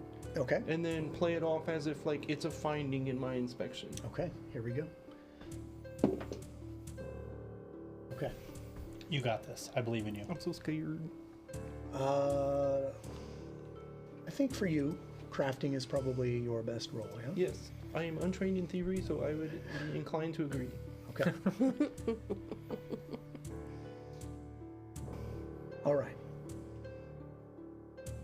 You think this lever just isn't doing the trick. Maybe I need to spend a little more time here. Do you want to use the last of the Laura skull bones to make this a success? I don't know. What do you guys think? Yes. Yep.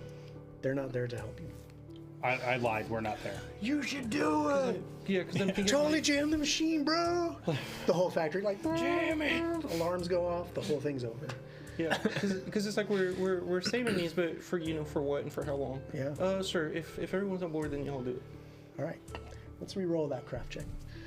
Reroll it better. You start to sweat starts dripping off your palm as you're like, "Ugh." You're looking, Mert's making his way. You're like, this isn't gonna work. This isn't gonna work.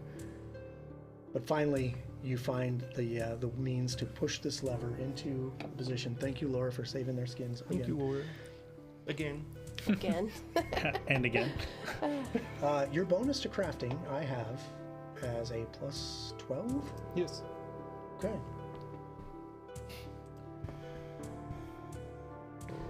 That is a successful sabotage. Yay. What that means for you is everyone in the factory now has their own individual edge point that they may use Whoa. only in the factory. That seems weird. Definitely. Boom. Now, Boom. that was your sabotage the factory. Now you have to make your way across the maze of machinery. Does that give me an edge point as well? Or Yes, just everybody. Everybody. Yeah, okay. because as you hit this and you start walking away, the next piece comes into the assembly line and it jams up just as you expected. Steam starts billowing everywhere, covers your escape as you kind of like keep walking through your inspection. You see a team of dwarves kind of scramble and they're cursing, "What the hell?" And they're like running to this malfunction to try and fix it. Things are jamming up behind them. People are yelling at them behind them. You have created this massive diversion, and everyone is now continuing to make their way up the path here. So again, throughout the rest of the factory, anytime anybody needs an edge point, they can use this moment to give them that boost.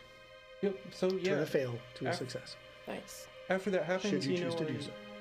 Yeah, after that happens, it's not like there's a little bit of a delay, so I'm able to, kind of continue, and I still have my clipboard, my notepad, and I'm flipping through it, but I see Mertz up there, and I'm gonna walk towards his direction, Okay. and maybe pick up the pace a little bit as I keep up, the inspection. Okay, so you now have to make your way through the maze of machinery obstacle, and it sounds like you're not really going to be sneaky about it. Nope. I You're have just no going to walk reason straight past there. I have no reason to be sneaky because I'm their own official business. Right. So, to continue to be there on official business and maybe even act like, oh, hey, something back there is messed up, you can make a crafting check A crafting check. to get through this maze of machinery. Wow. Ooh, 30. 30 is a critical success. As you are making your way along here and you stop and you're pointing out like, oh, hey, by the way, that something's jammed back there. I need to get to my next part of my inspection. People are scrambling past you to try and get this. Look at that. Yeah. You notice there are several crates on the factory floor kind of ready for the next shipment out. And those crates have a packing slip on them. And you would recognize this as the Carter's Consortium. You can almost read this instantly. These are headed to the Twilight Castrum in Yuled. And then you make your way, continue past these. You can see where Mert is dropped off of the machinery, getting ready to go up this stairwell. There's this large creature patrolling the gangway. You have successfully made your way through the maze of Good machinery. job. See how easy this is when you figure stuff out. Okay. Great. That brings us to Lysander. Lysander, you've jumped off of your wagon. Yep. You've kind of skirted along. So It's now time to... I jumped off the wagon, and everyone started to unload the wagon. Yeah. I'm going to grab a sack, throw it over my shoulder, and Okay. just start moving back toward the back of the factory. Okay.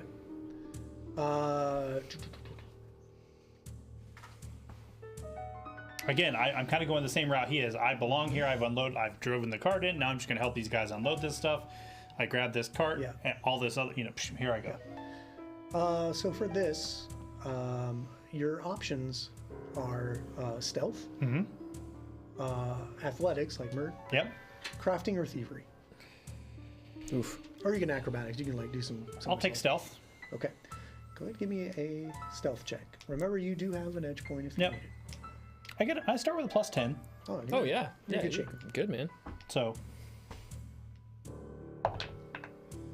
that is a 24. 24. You feel pretty good about that? Yep.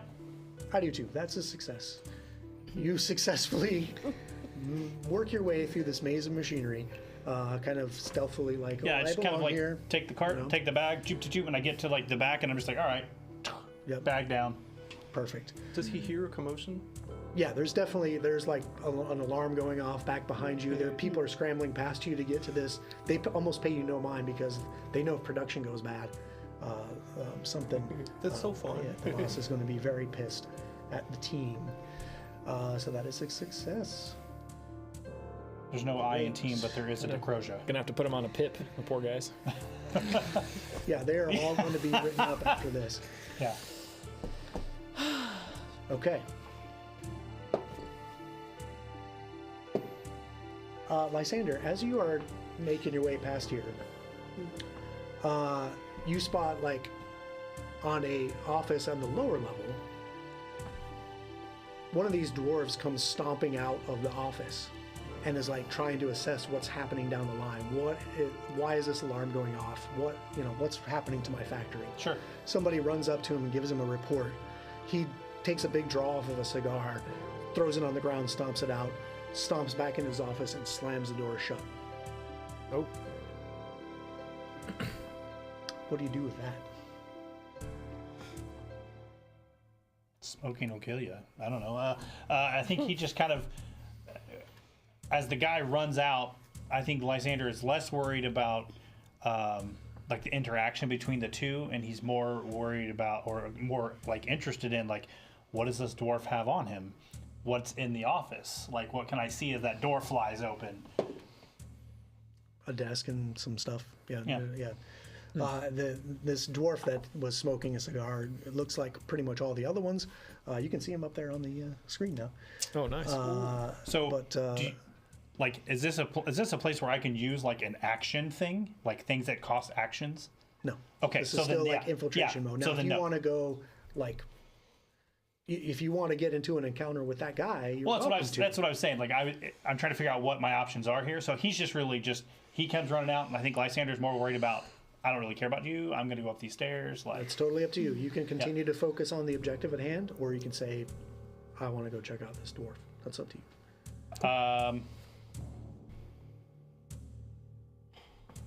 I don't think I want to check out that dwarf. I think I'm going up the stairs. That's fine, because your round is pretty much done. You got Yep. the success. You got to where you can see everyone is kind of getting in a position to go up Yep. these stairs, but you have this thing patrolling Sure.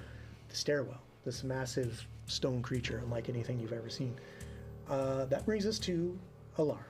Okay. Alara, you need to navigate this maze of machinery.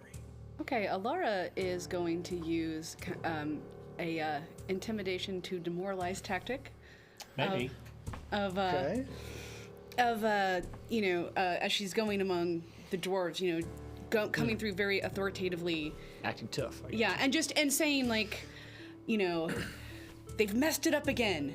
They're getting ready to send you all back, bring in new workers, and just alluding to the fact that they're, I don't know if they're on contract or how this is working, but that I'm here to talk about better workers. Oh, I see. So you're saying you want to use an intimidation? It's part of the, I guess it's technically listed as diplomacy. It's one of the things on my versatile performance. So you're going to use this to make an impression? It's technically, it's listed. It's kind of weird. It's listed as diplomacy, but also intimidation. But it's not it's. Yeah, I got you. Yeah. You're using one modifier to do another skill. This is too weird. Okay, so let's take a look at what you're actually using for this. This is under. Yeah, it's one of it's your versatile. Yeah, it's versatile performance. It's one of the feats, and it's just the one that allows me to roll. If I'm doing either making an impression, doing intimidation to demoralize, or doing deception to impersonate, I can roll it as a performance. Okay. Any of those will work because you're going to use your performance roll to succeed at this. So I'm going to allow this creative use of your particular skills I love that. to get past this. So good. Do you have loud high heels on too? 100%. But they make no noise because I'm a Girl ghost. boss. Yeah. 100%. My Prada bag. Yes. Yeah. Alara's product line is loud high heels and Oh God, who's this scary ghost lady? and biting words. 29. Hey! 29. I'll allow it. You have successfully navigated the maze through your performance of acting like you belong there and you demand answers for this failure that Amon has triggered back in the assembly line. So you guys are all at the base of these stairs. You are now faced with a new obstacle, the guarded balcony. This is a group obstacle. Oh, okay. So we're going to go another round. So again, at the end of the round, another awareness point goes up. Yep. Boom. Keeping it real, guys. Good job. Guarded balcony. The upper balcony is patrolled by this stone creature. And I think, TJ, we've got a picture of this. Oh boy. The Acasian. I just gave it all. It's all right. This thing, this guy. What's that? He said he doesn't have that one. Send me that one. He's only sent me the 2. Well, for those at home, we have the name, so Maybe it's on the Quick- on the quick previous Google. one. No, it's on the previous list I sent you. So you should have it in the pictures already. Starts with an A. While we're getting it, It's Yeah. a group it's a group thing, right? It is a group thing, but again, we're going to kind of go in order, sure. All right. unless you've got something you want to do first. Well, my group thing would be to recall knowledge on said thing and to relay that information to my friends. Okay. Unless that's I don't know that you're not- going to be able to communicate that because you're all in kind of different places of the factory floor as you're observing this creature. Now you might know for yourself, so I'll allow that well, because I it's mean, once we get to the stairs. in this situation I'll allow it. Yeah, but are you going to all rush up the stairs together at the same time? Probably not. So, but I will. I'm under the stairs. Yeah, you're kind of hiding right now, but you're kind of watching this guy. So I'm going to give this to Ophelia, and this is Ophelia's ears only. Sure. Okay, so let's pull up this dude. It starts with it's AZM. Got Okay, well something that I've got. that's all right. Well, if we don't defeat it in the next 9 minutes, Maybe it's so hard to we'll see it through the next stone or smoke and steam. Okay, this is going to be.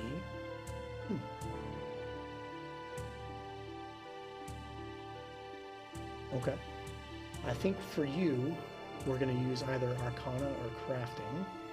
no. And if I'm not mistaken, you're probably the same in both. Arcana Yes. 12, Crafting 12. Okay, yeah. So yeah. let's take a look at what you know. And if you don't know, okay. I was gonna say, do I roll it or do you roll It's it? a secret roll, recall knowledge. So yeah, you have never seen anything like this. You're fairly certain this is some kind of construct because it looks like it's made out of some kind of stone. But it's this massive humanoid creature that has like long, almost like minotaur-shaped horns and a very pronounced bearded humanoid face and a tail. But it is definitely made out of some kind of stone, you think? But that's really about what you can discern. So now we'll go into rounds to get past this obstacle. I don't like that at all. No, you probably don't. So, Mert, how do you want to get past this thing? That's a great question. I think, yeah, we can't. I don't think fighting this thing on basically a stage in front of the whole factory is very feasible at the moment. So maybe I will. Maybe work my way up the stairs when it's not looking, and then drop down like over the ledge of the mezzanine and just kind of work my way, maybe out of its eye shot. Like Okay. hanging over the edge of the mezzanine or something. I'll take it. Sounds like Okay. an athletics. Sweet. I'll give you a roll.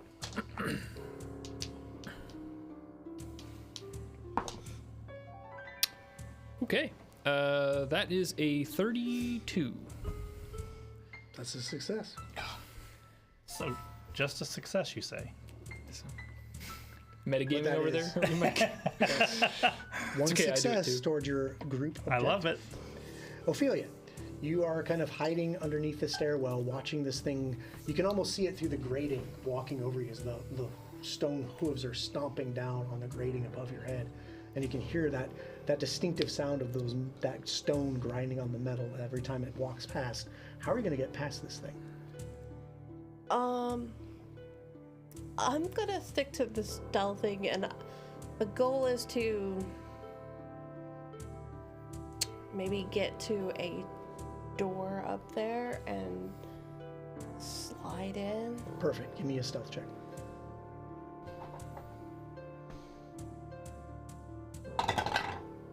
I'm gonna give you this. Is she within? No, never mind. This is dumb. So you're going to use your skull bone to reroll.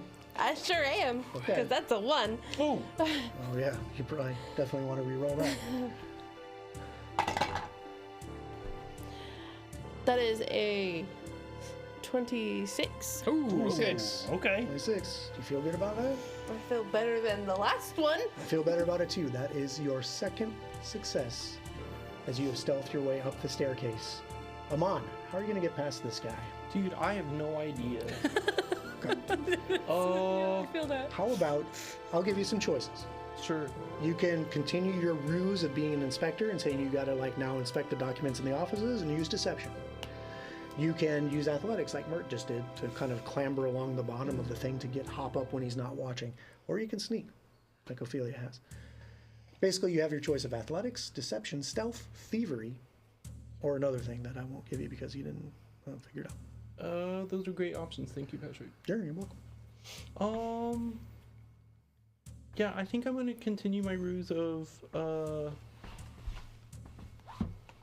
Okay, give me a looking through the deception. clipboard, and yeah, I walk up the stairs and I'm like, God damn, I can't believe this happened on the day, blah blah blah blah, the shrouds and whatever. Okay, and it's just stomping right past you. Give me deception. Ooh, 31. Sounds pretty good.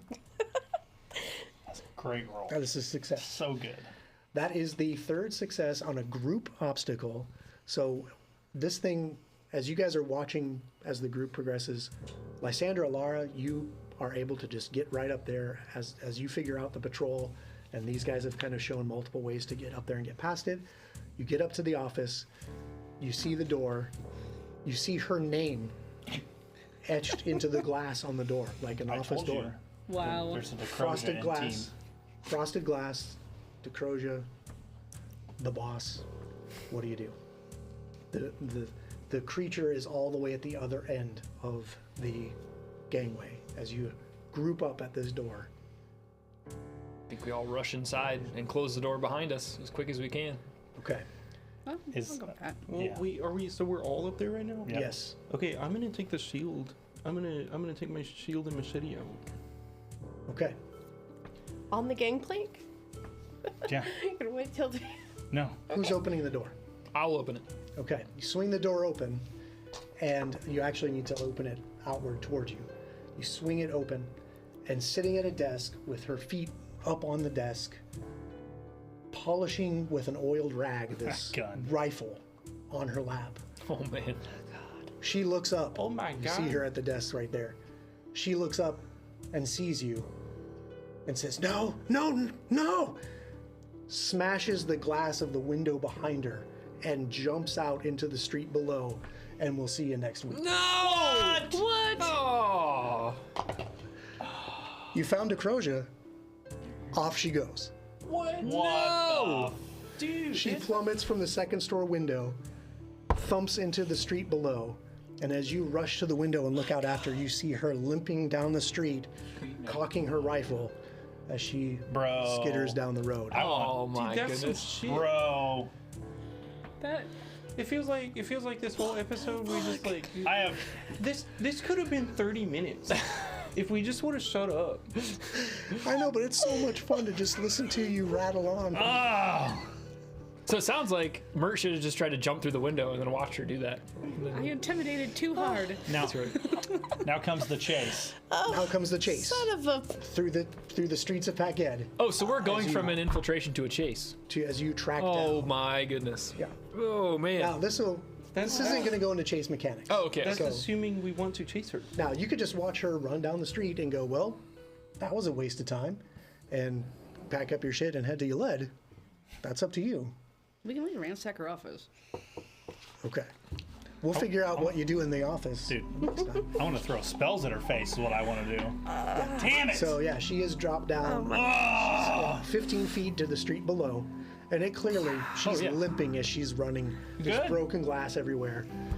You see that hurt her. Guarantee Broke your leg. Mert can outrun her in her state. Even after jumping out a 15-foot window. We'll see what happens next week. But you are right there, and into Crosia's face, Oh and she's my not. God. She's scared of you. Yep. Also, Mert has not directly been shot yet, so he doesn't really know how bad firearms are. So he does not have the fear of that thing in his mind. Yeah. I've only watched him get shot. Exactly. Yep. I've Oh, been I guess shot. that's Hard- not true. it's Remy hard to got aim. shot. A few By the time I times. showed up, those guards were out of ammo, so Yeah. I had no idea what those things are truly capable of, other than the I sound. say hard to aim well though if you can't get a good stance. So. Yeah. And she, okay, sure. Apparently, You did see that she has the rifle and a couple other like handguns. Right, like on her chest, bandolier. apparently our reputation has preceded us. Well, She, well, apparently bitches get she has stitches. handguns? So. God, I cannot believe she just like broke the window and dove out the window. Yeah. That was Oh Well- my God. So I get to keep all my skull bones for next week, right? I'm gonna hang on to these. yeah. Nope. Okay. Nope. Dang We'll start it. with the normal number of skull bones next time because we're gonna go. Depending on what you guys do, if you just go straight after her, we're gonna go right into encounter mode. We're gonna roll initiative and we're gonna chase her. Now, if you guys decide you're gonna hang back, ransack the office, and let her abscond away from Baghead, that's your choice. But you have your target in your sights. I can tell you, option B is not happening because I will dive out the fucking window after But her. If I, that might not be for everyone, right? Yeah, Like somebody true. might spend a couple rounds checking the office. yeah. While that's we're totally chasing up her, to you know? the individual person. yeah.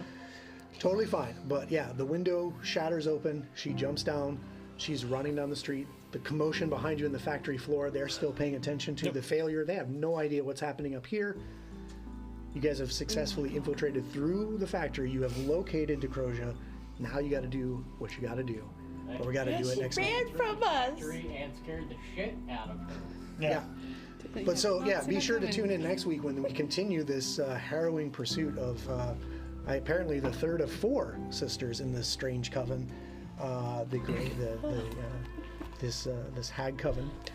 In the meantime, don't forget to tune in tomorrow at 6 o'clock Eastern for the Halloween special episode of Soul Severed. Right? That's right. A lot of these guys are going to be right back here at the table playing some kooky, spooky stuff here with another GM that's probably way better at this than I am. And then Wednesday, I'll probably be on Barnabas Brushes. Please check the links in the recommended channels below. I should be able to set up something and get something streaming Wednesday. I got to get back to it because, yeah, people are. I've got 50 followers now. I We're got people who want to see this. clamoring for your return. Sure, yeah. Somebody wants to watch it. For sure. It's empty without you. And then we're right back at it next week, Monday here for Bloodlords at 6:30 Eastern. I already can't wait. I'm pumped too. Like, yeah, we had like Joseph's mad. It's gonna be a long drive home, but we'll get through it. He'll feel better when he kills Decrosia, probably, or when Decrosia kills him, and he can quit this campaign. He hates me. Anyway, tune in. He's been killed before. Please we check can out. bring him In the back to meantime, be sure to follow, subscribe if you can. Check out that Patreon and help support us financially. We've got, again, big projects on the horizon. We've got some changes to the studio that we're doing. We don't want to give away too much, but there's some things that are going to change on. So we need your help to do that. So if you can, be sure to click those links and help us out. In the meantime, we'll see you on Discord and we'll see you at the socials. Have a good night, everybody. Yep. Catch you next evening. time. See ya. Patrick's back. This is not how you come back from vacation. Much to my chagrin. Like some kind of goofy ass cliffhanger with the big boss jumping out the window. But I mean, to be fair, right? She's a gunfighter. Is she gonna stand there in melee combat with all these different things? Granted, she can, melt people's metal with the rust hand thing, but like, is she gonna hang out and just blast people in melee combat? Apparently not, Probably because she not. noped the fuck out of there. Well, I'll tell you what. I said she's paranoid. If I was a gunfighter, I also wouldn't jump out a window and break my leg. Yes. That's true.